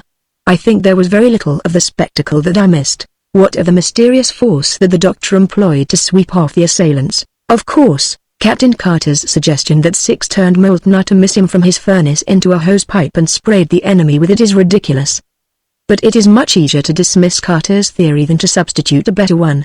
I saw the doctor on the roof with a gang of black workmen, and I noticed the flash of polished metal turned rapidly this way and that, but there was some intervening obstacle which prevented me from getting a good view of the mechanism employed. It certainly bore no resemblance to a hosepipe, or anything of that kind. No emanation was visible from the machine. But it was stupefying to see the mob melt down. How about the coating of the bodies with artemisium? You are back on the hosepipe again, laughed Hall. But, to tell you the truth, I'd rather be excused from expressing an opinion on that operation in wholesale electroplating just at present. I've a ghost of an idea what it means, but let me test my theory a little before I formulate it. In the meanwhile, won't you take a stroll with me? Certainly, nothing could please me better, I replied. Which way shall we go? To the top of the Grand Teton. What? Are you seized with the mountain climbing fever? Not exactly, but I have a particular reason for wishing to take a look from that pinnacle. I suppose you know the real apex of the peak has never been trodden by man. I do know it. But it is just that apex that I am determined to have under my feet for 10 minutes. The failure of others is no argument for us, just as you say, I rejoined. But I suppose there is no indiscretion in asking whether this little climb has any relation to the mystery? If it didn't have an important relation to the clearing up of that dark thing I wouldn't risk my neck in such an undertaking, was the reply. Accordingly, the next morning we set out for the peak. All previous climbers, as we were aware, had attacked it from the west. That seemed the obvious thing to do, because the westward slopes of the mountain, while very steep, are less abrupt than those which face the rising sun. In fact, the eastern side of the Grand Teton appears to be absolutely unclimbable. But both Hall and I had had experience with rock climbing in the Alps and the Dolomites, and we knew that what looked like the hardest places sometimes turn out to be next to the easiest. Accordingly we decided the more particularly because it would save time, but also because we yielded to the common desire to outdo our predecessors to try to scale the giant right up his face. We carried a very light but exceedingly strong rope, about 500 feet long, wore nail-shod shoes, and had each a metal-pointed staff and a small hatchet in lieu of the regular mountaineer's axe. Advancing at first along the broken ridge between two gorges we gradually approached the steeper part of the Teton, where the cliffs looked so sheer and smooth that it seemed no wonder that nobody had ever tried to scale them. The air was deliciously clear and the sky wonderfully blue above the mountains, and the moon, a few days past its last quarter, was visible in the southwest, its pale crescent face slightly blued by the atmosphere, as it always appears when seen in daylight, slow westering, a phantom sail. The lonely soul of yesterday. Behind us, somewhat north of east, lay the 6 works, with their black smoke rising almost vertically in the still air. Suddenly, as we stumbled along on the rough surface, something whizzed past my face and fell on the rock at my feet. I looked at the strange missile, that had come like a meteor out of open space, with astonishment. It was a bird, a beautiful specimen of the scarlet tanagers, which I remembered the early explorers had found inhabiting the Teton canyons, their brilliant plumage borrowing splendor from contrast with the gloomy surroundings. It lay motionless, its outstretched wings having a curious shriveled aspect, while the flaming color of the breast was half obliterated with smutty patches. Stooping to pick it up, I noticed a slight bronzing, which instantly recalled to my mind the peculiar appearance of the victims of the attack on the mine. "Look here!" I called to Hall, who was several yards in advance. He turned, and I held up the bird by a wing. "Where did you get that?" he asked. "It fell at my feet a moment ago." Hall glanced in a startled manner at the sky, and then down the slope of the mountain. "Did you notice in what direction it was flying?" he asked. "No, it dropped so close that it almost grazed my nose. I saw nothing of it until it made me blink." "I have been heedless," muttered Hall under his breath. At the time I did not notice the singularity of his remark, my attention being absorbed in contemplating the unfortunate tanager. "Look how its feathers are scorched," I said. "I know it," Hall replied, without glancing at the bird, "and it is covered with a film of artemisium," I added, a little piqued by his abstraction. "I know that, too. See here, Hall," I exclaimed, "are you trying to make game of me?" "Not at all, my dear fellow," he replied, dropping his cogitation. "Pray forgive me. But this is no new phenomenon to me. I have picked up birds in that condition on this mountain before. There is a terrible mystery here, but I am slowly letting light into it, and if we succeed in reaching the top of the peak I have good hope that the illumination will increase. Here now," he added a moment later, sitting down upon a rock and thrusting the blade of his penknife into a crevice, "what do you think of this?" He held up a little nugget of pure artemisium, and then went on. "You know that all this slope was swept as clean as a Dutch housewife's kitchen floor by the thousands of miners and prospectors who swarmed over it a year or two ago, and do you suppose they would have missed such a tidbit if it had been here then?" "Dr. Six must have been salting the mountain again," I suggested. "Well," replied Hall, with a significant smile, "if the doctor hasn't salted it somebody else has, that's plain enough. But perhaps you would like to know precisely what I expect to find out when we get on the top knot of the Teton." "I should certainly be delighted to learn the object of our journey," I said. "Of course, I'm only going along for company and for the fun of the thing, but you know you can count on me for substantial aid whenever you need it." "It is because you are so willing to let me keep my own counsel," he rejoined, "and to wait for things to ripen before compelling me to disclose them, that I like to have you with me at critical times. Now, as to the object of this breakneck expedition, whose risks you understand as fully as I do, I need not assure you that it is of supreme importance to the success of my plans.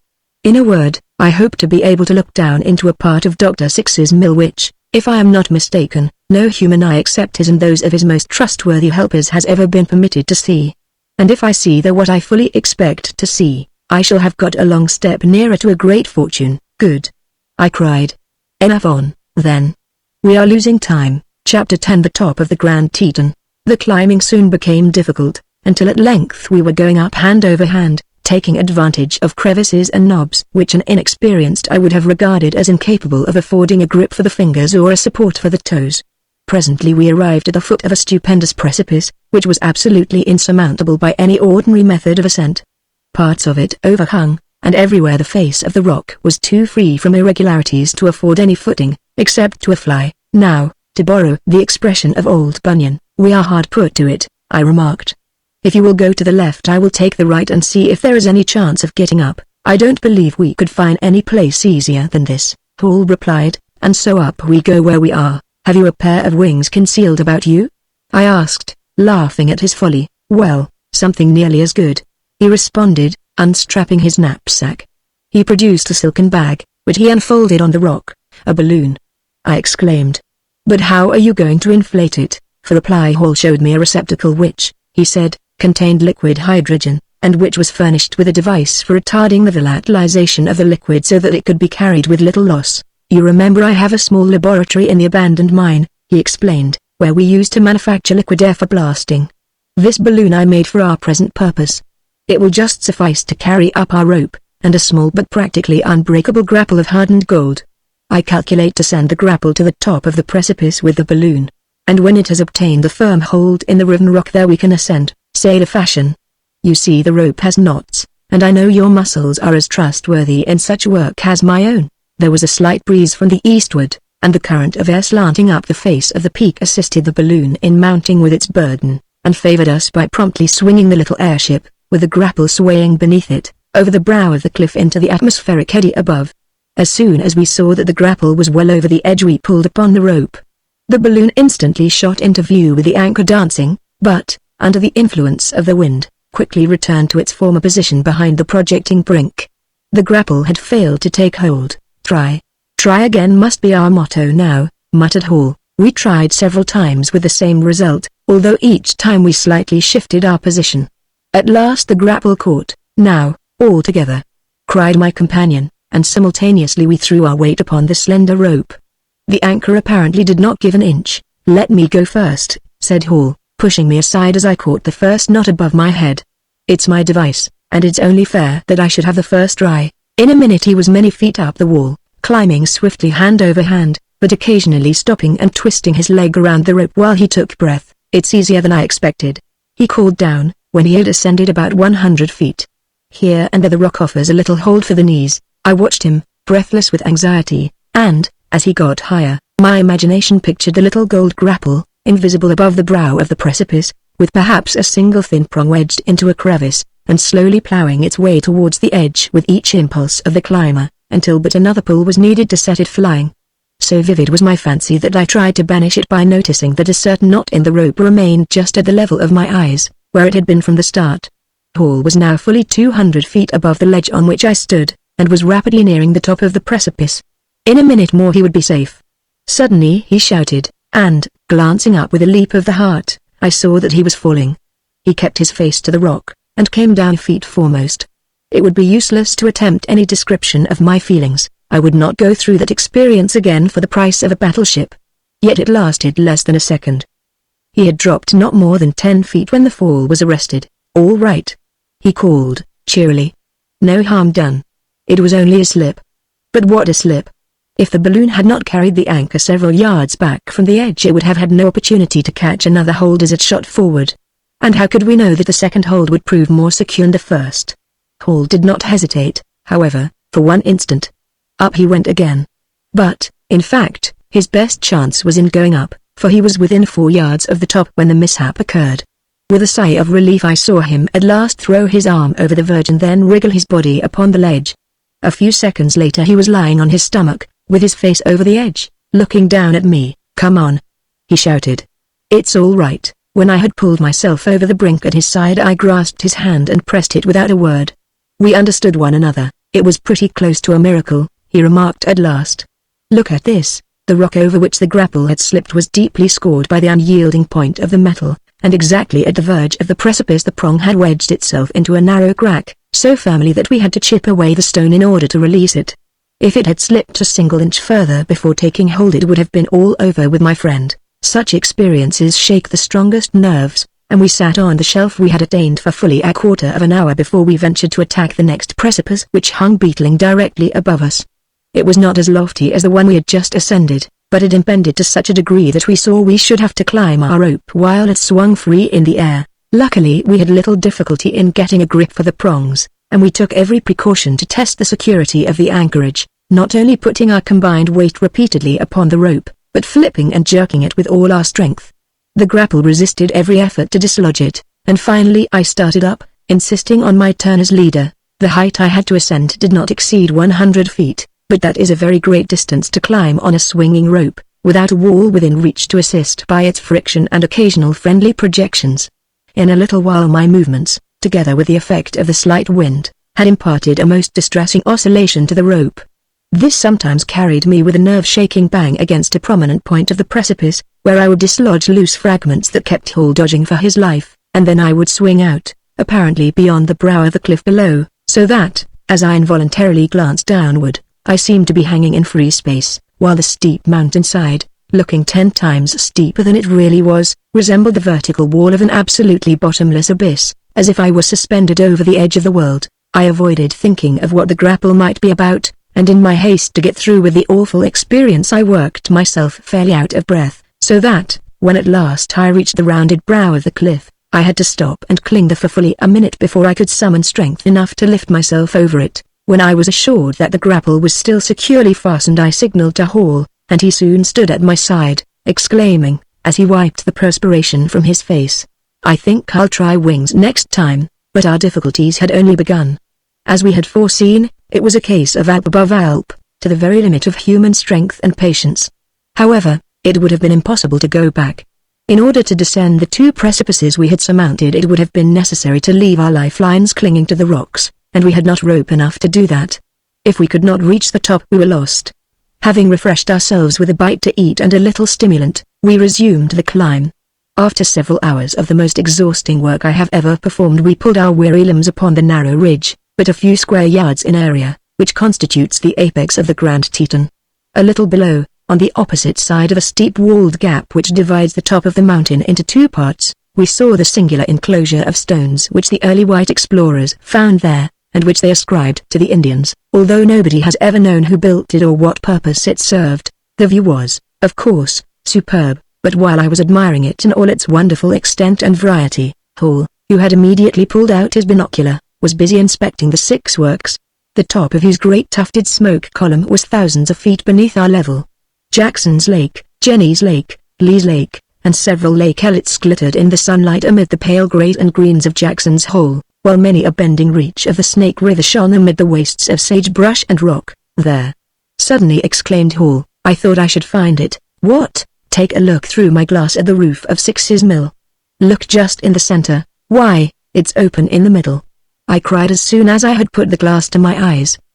"There's a big circular hole in the center of the roof. Look inside." "Look inside," repeated Hall, impatiently. "I see nothing there except something bright." "Do you call it nothing because it is bright?" "Well, no," I replied, laughing. "What I mean is that I see nothing that I can make anything of except a shining object, and all I can make of that is that it is bright." "You've been in the 6 works many times, haven't you?" "Yes." "Did you ever see the opening in the roof?" "Never." "Did you ever hear of it?" "Never." "Then Dr. Six doesn't show his visitors everything that is to be seen." "Evidently not, since, as we know, he concealed the double tunnel in the room under the furnace." "Dr. Six has concealed a bigger secret than that," Hall responded, "and the Grand Teton has helped me to a glimpse of it." For several minutes my friend was absorbed in thought. Then he broke out, "I tell you, he's the most wonderful man in the world." "Who?" "Dr. Six." "Well, I've long thought that." "Yes, but I mean in a different way from what you are thinking of. Do you remember my asking you once if you believed in alchemy? I remember being greatly surprised by your question to that effect." "Well, now," said Hall, rubbing his hands with a satisfied air, while his eyes glanced keen and bright with the reflection of some passing thought, "Max Six is greater than any alchemist that ever lived. If those old fellows in the Dark Ages had accomplished everything they set out to do, they would have been of no more consequence in comparison with our black-browed friend down yonder than my head is of consequence in comparison with the moon." "I fear you flatter the man in the moon," was my laughing reply. "No, I don't," returned Hall, "and some day you'll admit it." "Well, what about that something that shines down there? You seem to see more in it than I can." But my companion had fallen into the reverie and didn't hear my question. He was gazing abstractedly at the faint image of the waning moon, now nearing the distant mountain top over in Idaho. Presently his mind seemed to return to the old magnet, and he whirled about and glanced down at the Six mill. The column of smoke was diminishing in volume, an indication that the engine was about to enjoy one of its periodical rests. The irregularity of these stoppages had always been a subject of remark among practical engineers.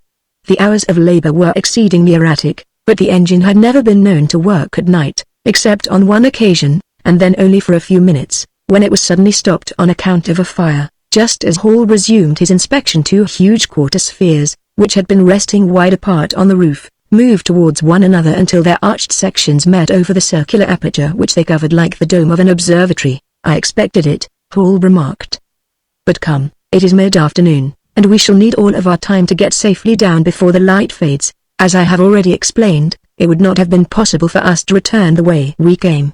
We determined to descend the comparatively easy western slopes of the peak, and pass the night on that side of the mountain. Letting ourselves down with a rope into the hollow way that divides the summit of the Teton into two pinnacles, we had no difficulty in descending by the route followed by all previous climbers. The weather was fine, and, having found good shelter among the rocks, we passed the night in comfort. The next day we succeeded in swinging round upon the eastern flank of the Teton, below the more formidable cliffs, and, just at nightfall, we arrived at the station. As we passed the 6 mine the doctor himself confronted us. There was a very displeasing look on his dark countenance, and his sneer was strongly marked. "So you have been on top of the Teton?" he said. "Yes," replied Hall, very blandly, "and if you have a taste for that sort of thing I should advise you to go up. The view is immense, as fine as the best in the Alps." "Pretty ingenious plan, that balloon of yours," continued the doctor, still looking black. "Thank you," Hall replied, more suavely than ever. "I've been planning that a long time. You probably don't know that mountaineering used to be my chief amusement." The doctor turned away without pursuing the conversation. "I could kick myself," Hall muttered as soon as Dr. Six was out of earshot.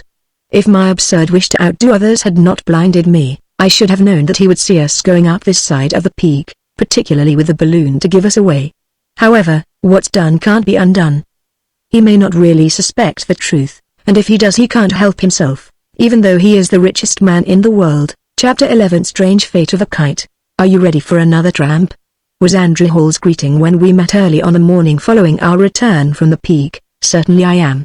"What is your program for today?" "I wish to test the flying qualities of a kite which I have constructed since our return last night." "You don't allow the cools of sleep to interfere very much with your activity." "I haven't much time for sleep just now," replied Hall, without smiling.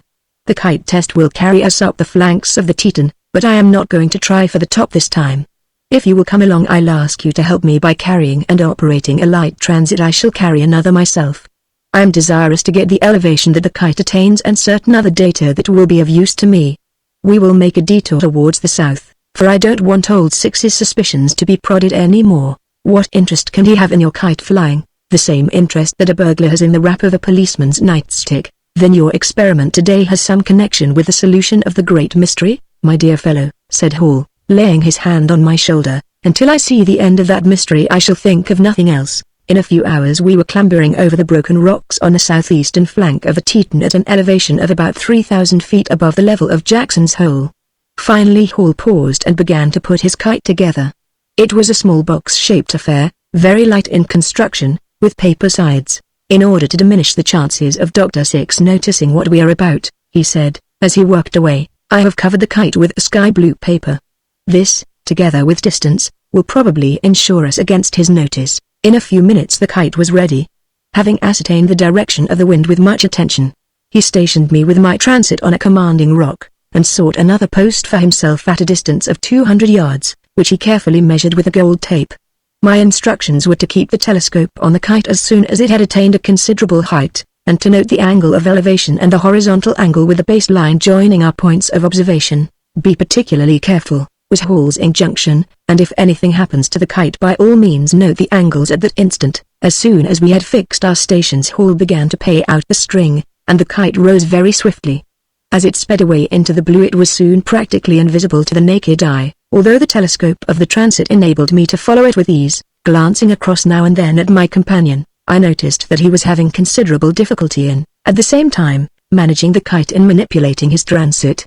But as the kite continued to rise and steadied in position his task became easier, until at length he ceased to remove his eye from the telescope while holding the string with outstretched hand. "Don't lose sight of it now for an instant," he shouted. For at least half an hour he continued to manipulate the string, sending the kite now high towards the zenith with a sudden pull, and then letting it drift off.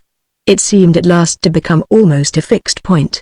Very slowly the angles changed, when, suddenly, there was a flash, and to my amazement I saw the paper of the kite shrivel and disappear in a momentary flame, and then the bare sticks came tumbling out of the sky. "Did you get the angles?"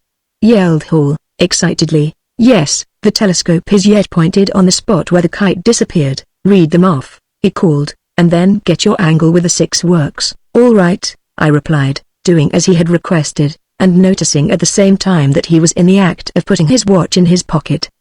"Is there anything else?"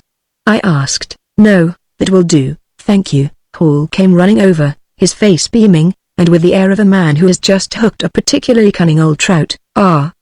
he exclaimed, "this has been a great success.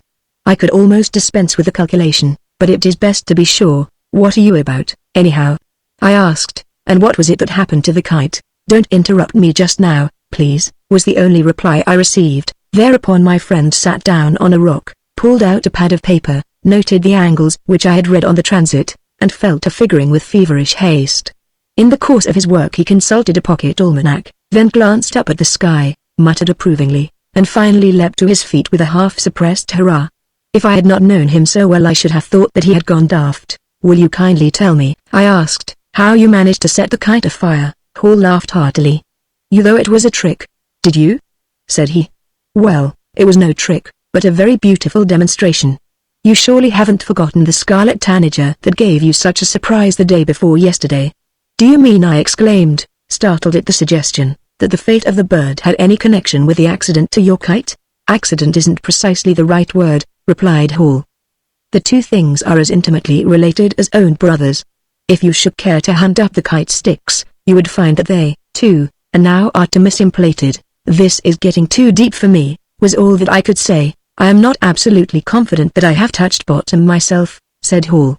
"But I'm going to make another dive, and if I don't bring up treasures greater than Vanderdecken found at the bottom of the sea, then Dr. Six is even a more wonderful human mystery than I have thought him to be." "What do you propose to do next?" "To shake the dust of the Grand Teton from my shoes and go to San Francisco, where I have an extensive laboratory." "So you are going to try a little alchemy yourself, are you?" "Perhaps, who knows? At any rate, my good friend, I am forever indebted to you for your assistance, and even more for your discretion, and if I succeed you shall be the first person in the world to hear the news." Chapter 12 Better Than Alchemy. I come now to a part of my narrative which would have been deemed altogether incredible in those closing years of the 19th century that witnessed the first steps towards the solution of the deepest mysteries of the ether, although men even then held in their hands, without knowing it, powers which, after they had been mastered and before use had made them familiar, seemed no less than godlike. For 6 months after Hall's departure for San Francisco I heard nothing from him. Notwithstanding my intense desire to know what he was doing, I did not seek to disturb him in his retirement. In the meantime things ran on as usual in the world, only a ripple being caused by renewed discoveries of small nuggets of Artemisium on the Tetons, a fact which recalled to my mind the remark of my friend when he dislodged a flake of the metal from a crevice during our ascent of the peak. At last one day I received this telegram at my office in New York. San Francisco, May 16, 1940, come at once. The mystery is solved. Signed, Hall. As soon as I could pack a grip I was flying westward 100 miles an hour. On reaching San Francisco, which had made enormous strides since the opening of the 20th century, owing to the extension of our Oriental possessions, and which already ranked with New York and Chicago among the financial capitals of the world, I hastened to Hall's laboratory. He was there expecting me, and, after a hearty greeting, during which his elation over his success was manifest, he said, "I am compelled to ask you to make a little journey. I found it impossible to secure necessary privacy here, and, before opening my experiments, I selected a site for a new laboratory in an unfrequented spot among the mountains this side of Lake Tahoe. You will be the first man, with the exception of my 2 devoted assistants, to see my apparatus, and you shall share the sensation of the critical experiment." "Then you have not yet completed your solution of the secret?" "Yes, I have, for I am as certain of the result as if I had seen it, but I thought you were entitled to be in with me at the death." From the nearest railway station we took horses to the laboratory, which occupied a secluded but most beautiful site at an elevation of about 6,000 feet above sea level. With considerable surprise I noticed a building surmounted with a dome, recalling what we had seen from the Grand Teton on the roof of Dr. Six's mill. Hall, observing my look, smiled significantly, but said nothing. The laboratory proper occupied a smaller building adjoining the domed structure. Hall led the way into an apartment having but a single door and illuminated by a skylight. "This is my sanctum sanctorum," he said, "and you are the first outsider to enter it. Seat yourself comfortably while I proceed to unveil a little corner of the Artemisium mystery." Near one end of the room, which was about 30 feet in length, was a table, on which lay a glass tube about 2 inches in diameter and 30 inches long. In the farther end of the tube gleamed a lump of yellow metal, which I took to be gold. Hall and I were seated near another table about 25 feet distant from the tube, and on this table was an apparatus furnished with a concave mirror, whose optical axis was directed towards the tube. It occurred to me at once that this apparatus would be suitable for experimenting with electric waves.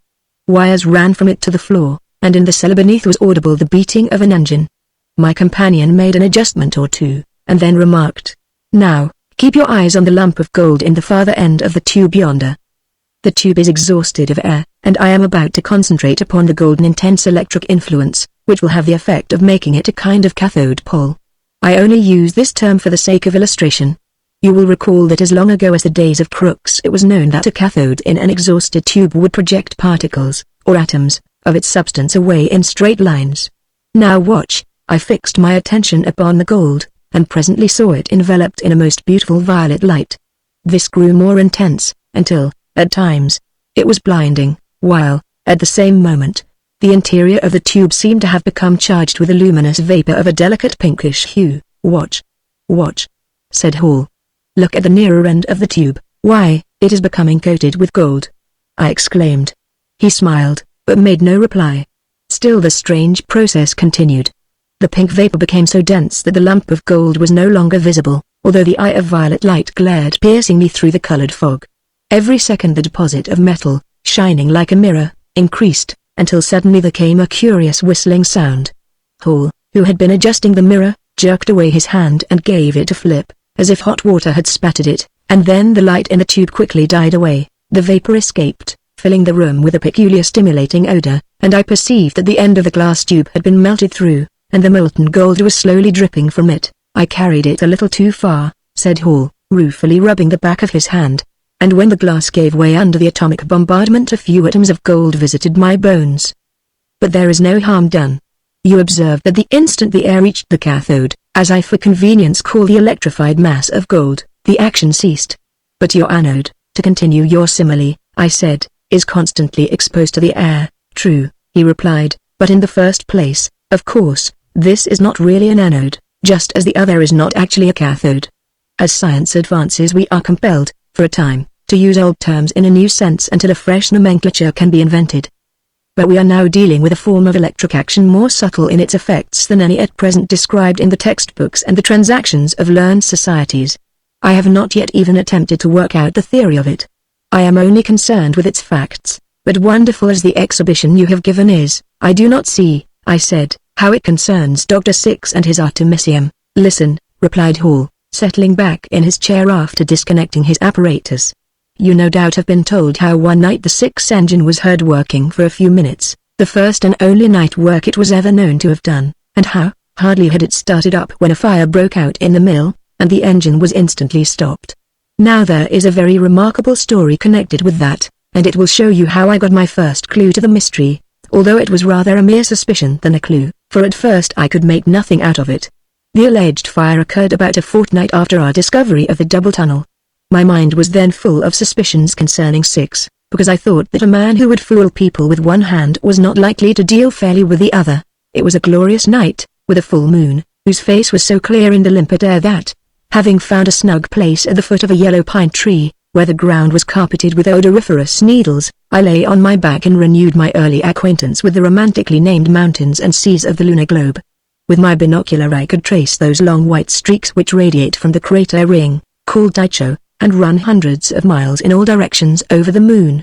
As I gazed at these singular objects I recalled the various theories which astronomers, puzzled by their enigmatical aspect, have offered to a more or less confiding public concerning them.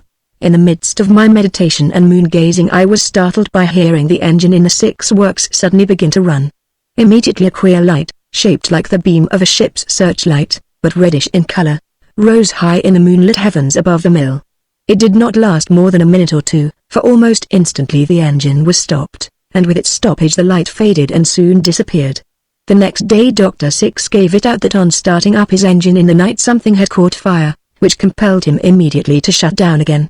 The few who had seen the light, with the exception of your humble servant, accepted the doctor's explanation without a question. But I knew there had been no fire, and Six's anxiety to spread the lie led me to believe that he had narrowly escaped giving away a vital secret. I said nothing about my suspicions, but upon inquiry I found out that an extra and pressing order for metal had arrived from the Austrian government the very day of the pretended fire, and I drew the inference that Six, in his haste to fill the order his supply having been drawn low had started to work, contrary to his custom, at night, and had immediately found reason to repent his rashness. Of course, I connected the strange light with this sudden change of mind.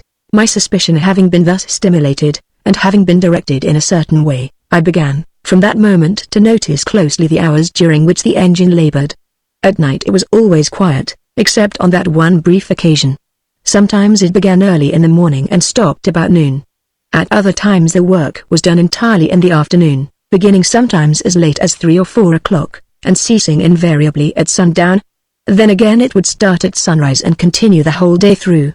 For a long time I was unable to account for these eccentricities, and the problem was not rendered much clearer, although a startling suggestiveness was added to it, when, at length, I noticed that the periods of activity of the engine had a definite relation to the age of the moon. Then I discovered, with the aid of an almanac, that I could predict the hours when the engine would be busy.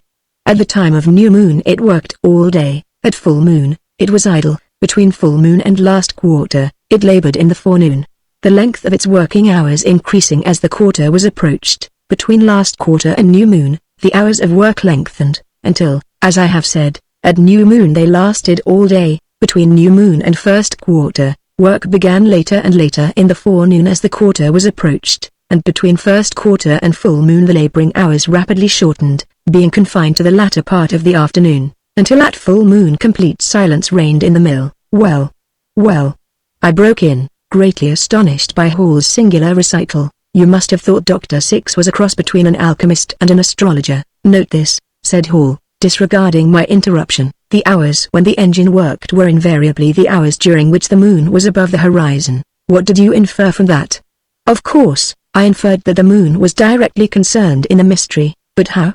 That bothered me for a long time, but a little light broke into my mind when I picked up, on the mountainside, a dead bird, whose scorched feathers were bronzed with artemisium, and some time later another similar victim of a mysterious form of death. Then came the attack on the mine and its tragic finish. I have already told you what I observed on that occasion. But, instead of helping to clear up the mystery, it rather complicated it for a time. At length, however, I reasoned my way partly out of the difficulty. Certain things which I had noticed in the Six Mill convinced me that there was a part of the building whose existence no visitor suspected, and, putting one thing with another, I inferred that the roof must be open above that secret part of the structure, and that if I could get upon a sufficiently elevated place I could see something of what was hidden there. At this point in the investigation I proposed to you the trip to the top of the Teton, the result of which you remember. I had calculated the angles with great care, and I felt certain that from the apex of the mountain I should be able to get a view into the concealed chamber, and into just that side of it which I wished particularly to inspect. You remember that I called your attention to a shining object underneath the circular opening in the roof. You could not make out what it was, but I saw enough to convince me that it was a gigantic parabolic mirror. I'll show you a smaller one of the same kind presently. Now, at last, I began to perceive the real truth, but it was so wildly incredible, so infinitely remote from all human experience, that I hardly ventured to formulate it, even in my own secret mind. But I was bound to see the thing through to the end. It occurred to me that I could prove the accuracy of my theory with the aid of a kite. You were kind enough to lend your assistance in that experiment, and it gave me irrefragable evidence of the existence of a shaft of flying atoms extending in a direct line between Dr. Six's pretended mine and the moon. Hall, I exclaimed, you are mad. My friend smiled good-naturedly, and went on with his story. The instant the kite shriveled and disappeared I understood why the works were idle when the moon was not above the horizon, why birds flying across that fatal beam fell dead upon the rocks, and whence the terrible master of that mysterious mill derived the power of destruction that could wither an army as the Assyrian host in Byron's poem, melted like snow in the glance of the Lord. But how did Dr. Six turn the flying atoms against his enemies? I asked, in a very simple manner.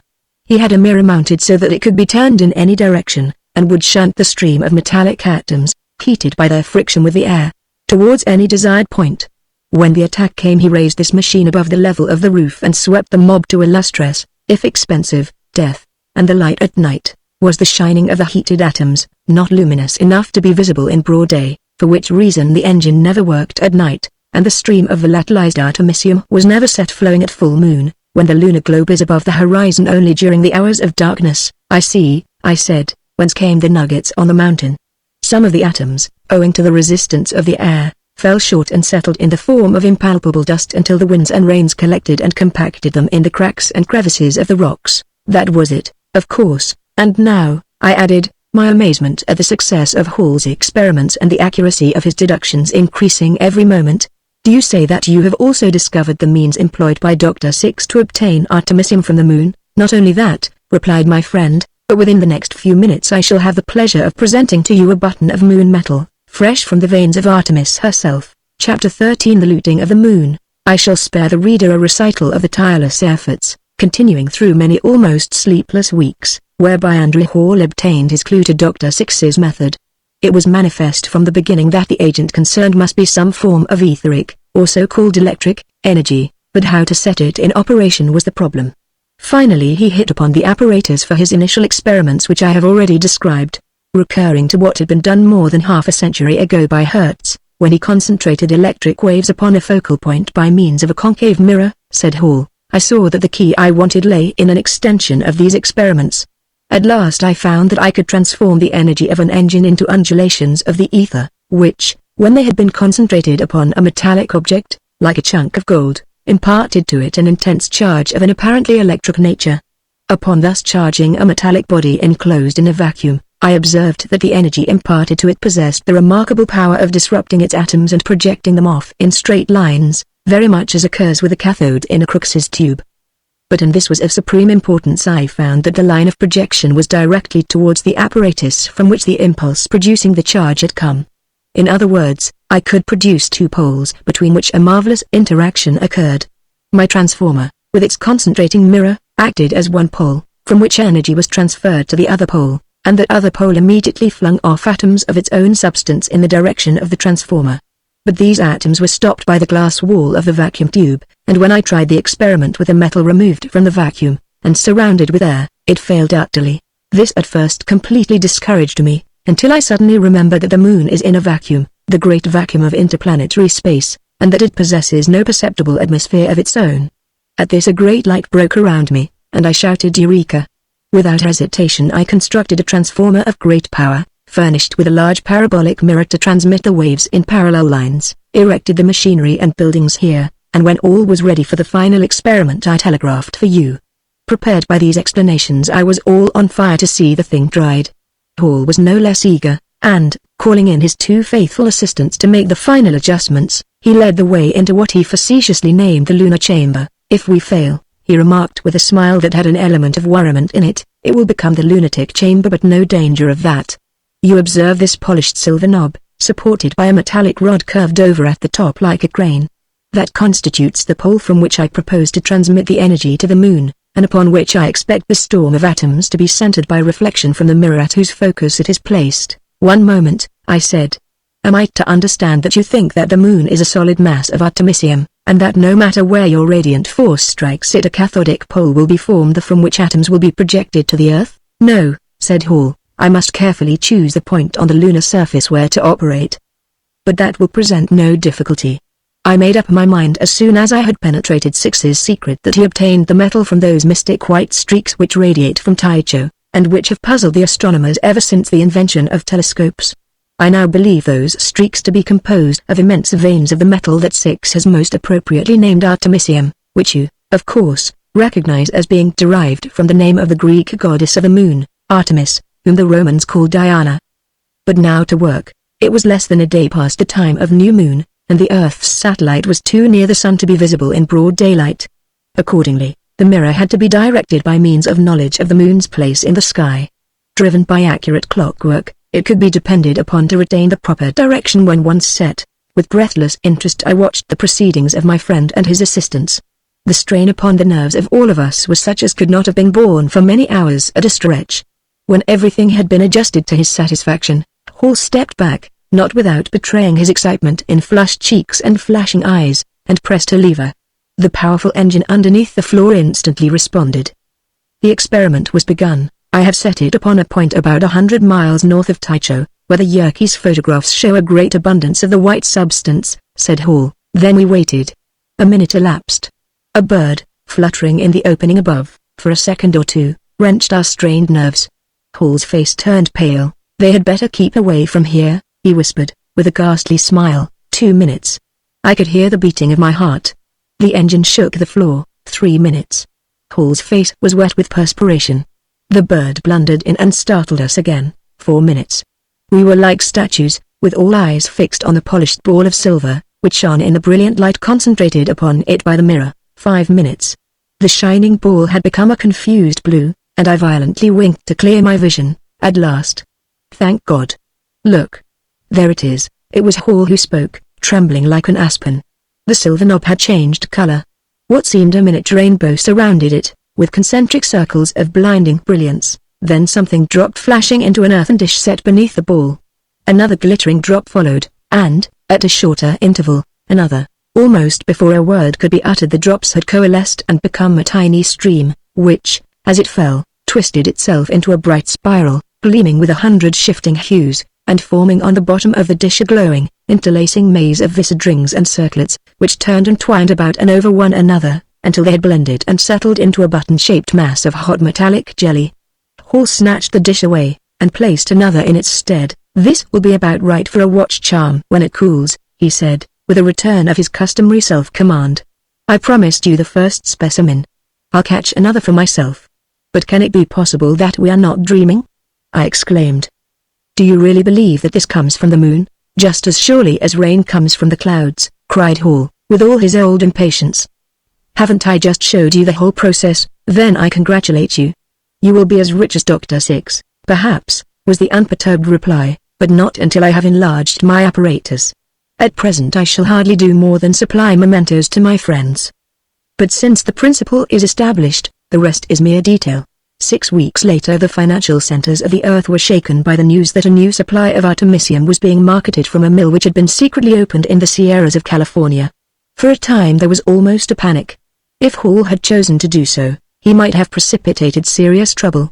But he immediately entered into negotiations with government representatives, and the inevitable result was that, to preserve the monetary system of the world from upheaval, Dr. Six had to consent that Hall's mill should share equally with his in the production of artemisium.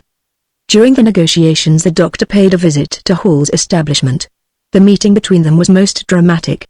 Six tried to blast his rival with a glance. But knowledge is power, and my friend faced his mysterious antagonist, whose deepest secrets he had penetrated, with an unflinching eye. It was remarked that Dr. Six became a changed man from that moment. His masterful air seemed to have deserted him, and it was with something resembling humility that he assented to the arrangement which required him to share his enormous gains with his conqueror. Of course, Hall's success led to an immediate recrudescence of the efforts to extract artemisium from the Six Saw, and, equally of course, every such attempt failed. Hall, while keeping his own secret, did all he could to discourage the experiments, but they naturally believed that he must have made the very discovery which was the subject of their dreams, and he could not, without betraying himself, and upsetting the finances of the planet, directly undeceive them. The consequence was that fortunes were wasted in hopeless experimentation, and, with Hall's achievement dazzling their eyes, the deluded fortune-seekers kept on in the face of endless disappointments and disaster. And presently there came another tragedy. The Six Mill was blown up. The accident, although many people refused to regard it as an accident, and asserted that the doctor himself, in his chagrin, had applied the match to the explosion, then, occurred about sundown, and its effects were awful. The great works, with everything pertaining to them, and every rail that they contained, were blown to atoms. They disappeared as if they had never existed. Even the twin tunnels were involved in the ruin, a vast cavity being left in the mountainside where Six's 10 acres had been. The force of the explosion was so great that the shattered rock was reduced to dust. To this fact was owing the escape of the troops camped near. While the mountain was shaken to its core, and enormous parapets of living rock were hurled down the precipices of the Teton, no missiles of appreciable size traversed the air, and not a man at the camp was injured. But Jackson's Hole, filled with red dust, looked for days afterwards like the mouth of a tremendous volcano just after an eruption. Dr. Six had been seen entering the mill a few minutes before the catastrophe by a sentinel who was stationed about a quarter of a mile away, and who, although he was felled like an ox by the shock, and had his eyes, ears, and nostrils filled with flying dust, miraculously escaped with his life. After this a new arrangement was made whereby Andrew Hall became the sole producer of artemisium, and his wealth began to mount by leaps of millions towards the starry heights of the billions. About a year after the explosion of the Six Mill a strange rumor got about. It came first from Budapest, in Hungary, where it was averred several persons of credibility had seen Dr. Max 6. Millions had been familiar with his face and his personal peculiarities, through actually meeting him, as well as through photographs and descriptions, and, unless there was an intention to deceive, it did not seem possible that a mistake could be made in identification. There surely never was another man who looked just like Dr. 6. And, besides, was it not demonstrable that he must have perished in the awful destruction of his mill? Soon after came a report that Dr. 6 had been seen again, this time at Ekaterinburg, in the Urals.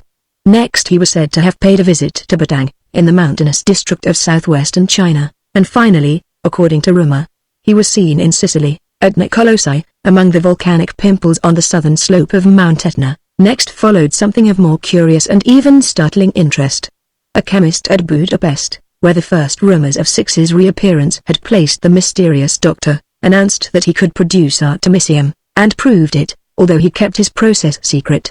Hardly had the sensation caused by this news partially subsided when a similar report arrived from Ekaterinburg, then another from Batang, after that a fourth from Nicolossi. Nobody could fail to notice the coincidence. Wherever the doctor or was it his ghost appeared, there, shortly afterwards, somebody discovered the much-sought secret. After this Six's apparitions rapidly increased in frequency, followed in each instance by the announcement of another productive artemisium mill. He appeared in Germany, Italy, France, England, and finally at many places in the United States. "It is the old doctor's revenge," said Hall to me one day, trying to smile, although the matter was too serious to be taken humorously. "Yes, it is his revenge, and I must admit that it is complete. The price of artemisium has fallen 1/2 within 6 months. All the efforts we have made to hold back the flood have proved useless. The secret itself is becoming public property. We shall inevitably be overwhelmed with artemisium, just as we were with gold, and the last condition of the financial world will be worse than the first." My friend's gloomy prognostications came near being fulfilled to the letter. 10,000 artemisium mills shot their etheric rays upon the moon, and our unfortunate satellite's metal ribs were stripped by atomic force. Some of the great white rays that had been one of the telescopic wonders of the lunar landscapes disappeared, and the face of the moon, which had remained unchanged before the eyes of the children of Adam from the beginning of their race, now looked as if the blast of a furnace had swept it. At night, on the moonward side, the earth was studded with brilliant spikes, all pointed at the heart of its child in the sky, but the looting of the moon brought disaster to the robber planet. So mad were the efforts to get the precious metal that the surface of our globe was fairly showered with it. Productive fields were, in some cases, almost smothered under a metallic coating. The air was filled with shining dust, until finally famine and pestilence joined hands with financial disaster to punish the grasping world. Then, at last, the various governments took effective measures to protect themselves and their people. Another combined effort resulted in an international agreement whereby the production of the precious moon metal was once more rigidly controlled. But the existence of a monopoly, such as Dr. Six had so long enjoyed, and in the enjoyment of which Andrew Hall had for a brief period succeeded him, was henceforth rendered impossible. Chapter 14 The Last of Dr. Six. Many years after the events last recorded I sat, at the close of a brilliant autumn day, side by side with my old friend Andrew Hall, on a broad, vine-shaded piazza which faced the east, where the full moon was just rising above the rim of the Sierra, and replacing the rosy counterglow of sunset with its silvery radiance. The sight was calculated to carry the minds of both back to the events of former years. But I noticed that Hall quickly changed the position of his chair, and sat down again with his back to the rising moon. He had managed to save some millions from the wreck of his vast fortune when artemisium started to go to the dogs, and I was now paying him one of my annual visits at his palatial home in California. "Did I ever tell you of my last trip to the Teton?" he asked, as I continued to gaze contemplatively at the broad lunar disk which slowly detached itself from the horizon and began to swim in the clear evening sky. "No," I replied, "but I should like to hear about it, or of my last sight of Dr. Six. Indeed, I did not suppose that you ever saw him after that conference in your mill, when he had to surrender half of the world to you." "Once only I saw him again," said Hall, with a peculiar intonation. "Pray go ahead, and tell me the whole story." My friend lighted a fresh cigar, tipped his chair into a more comfortable position, and began. "It was about 7 years ago. I had long felt an unconquerable desire to have another look at the Teton in the scenes amid which so many strange events in my life had occurred. I thought of sending for you to go with me, but I knew you were abroad much of your time, and I could not be certain of catching you. Finally I decided to go alone. I traveled on horseback by way of the Snake River Canyon, and arrived early one morning in Jackson's Hole. I can tell you it was a gloomy place, as barren and deserted as some of those Arabian wadis that you have been describing to me. The railroad had long ago been abandoned, and the site of the military camp could scarcely be recognized. An immense cavity with ragged walls showed where Dr. Six's mill used to send up its plume of black smoke. As I stared up the gaunt form of the Teton, whose beetling precipices had been smashed and split by the great explosion, I was seized with a resistless impulse to climb it. I thought I should like to peer off again from the pinnacle which had once formed so fateful a watchtower for me. Turning my horse loose to graze in the grassy river bottom, and carrying my rope tether along as a possible aid in climbing, I set out for the ascent. I knew I could not get up the precipices on the eastern side, which we were able to master with the aid of our balloon, and so I bore round, when I reached the steepest cliffs, until I was on the southwestern side of the peak, where the climbing was easier, but it took me a long time, and I did not reach the rift in the summit until just before sundown. Knowing that it would be impossible for me to descend at night, I bethought me of the enclosure of rocks, supposed to have been made by Indians, on the western pinnacle, and decided that I could pass the night there. The perpendicular buttress forming the easternmost and highest point of the Teton's head would have baffled me but for the fact that I found a long crack, probably an effect of the tremendous explosion, extending from bottom to top of the rock. Driving my toes and fingers into this rift, I managed, with a good deal of trouble, and no little peril, to reach the top. As I lifted myself over the edge and rose to my feet, imagine my amazement at seeing Dr. Six standing within arm's length of me. My breath seemed pent in my lungs, and I could not even utter the exclamation that rose to my lips. It was like meeting a ghost. Notwithstanding the many reports of his having been seen in various parts of the world, it had always been my conviction that he had perished in the explosion. Yet there he stood in the twilight, for the sun was hidden by the time I reached the summit, his tall form erect, and his black eyes gleaming under the heavy brows as he fixed them sternly upon my face. You know I never was given to losing my nerve, but I am afraid I lost it on that occasion. Again and again I strove to speak, but it was impossible to move my tongue. So powerless seemed my lungs that I wondered how I could continue breathing. The doctor remained silent, but his curious smile, which, as you know, was a thing of terror to most people, overspread his black-rimmed face and was broad enough to reveal the gleam of his teeth. I felt that he was looking me through and through. The sensation was as if he had transfixed me with an ice-cold blade. There was a gleam of devilish pleasure in his eyes, as though my evident suffering was a delight to him and a gratification of his vengeance. At length I succeeded in overcoming the feeling which oppressed me, and, making a step forward, I shouted in a strained voice, "You black Satan!" I cannot clearly explain the psychological process which led me to utter those words. I had never entertained any enmity towards Dr. Six, although I had always regarded him as a heartless person, who had purposely led thousands to their ruin for his selfish gain, but I knew that he could not help hating me, and I felt now that, in some inexplicable manner, a struggle, not physical, but spiritual, was taking place between us, and my exclamation, uttered with surprising intensity, produced upon me, and apparently upon him, the effect of a desperate sword thrust which attains its mark. Immediately the doctor's form seemed to recede, as if he had passed the verge of the precipice behind him. At the same time it became dim, and then dimmer, until only the dark outlines, and particularly the jet-black eyes, glaring fiercely, remained visible. And still he receded, as though floating in the air, which was now silvered with the evening light, until he appeared to cross the immense atmospheric gulf over Jackson's Hole and paused on the rim of the horizon in the east. Then, suddenly, I became aware that the full moon had risen at the very place on the distant mountain brow where the spectre rested, and as I continued to gaze, as if entranced, the face and figure of the doctor seemed slowly to frame themselves within the lunar disk, until at last he appeared to have quitted the air and the earth and to be frowning at me from the circle of the moon. While Hall was pronouncing his closing words I had begun to stare at the moon with swiftly increasing interest, until, as his voice stopped, I exclaimed, "Why, there he is now! Funny I never noticed it before. There's Dr. Six's face in the moon, as plain as day." "Yes," replied Hall, without turning round, "and I never like to look at it,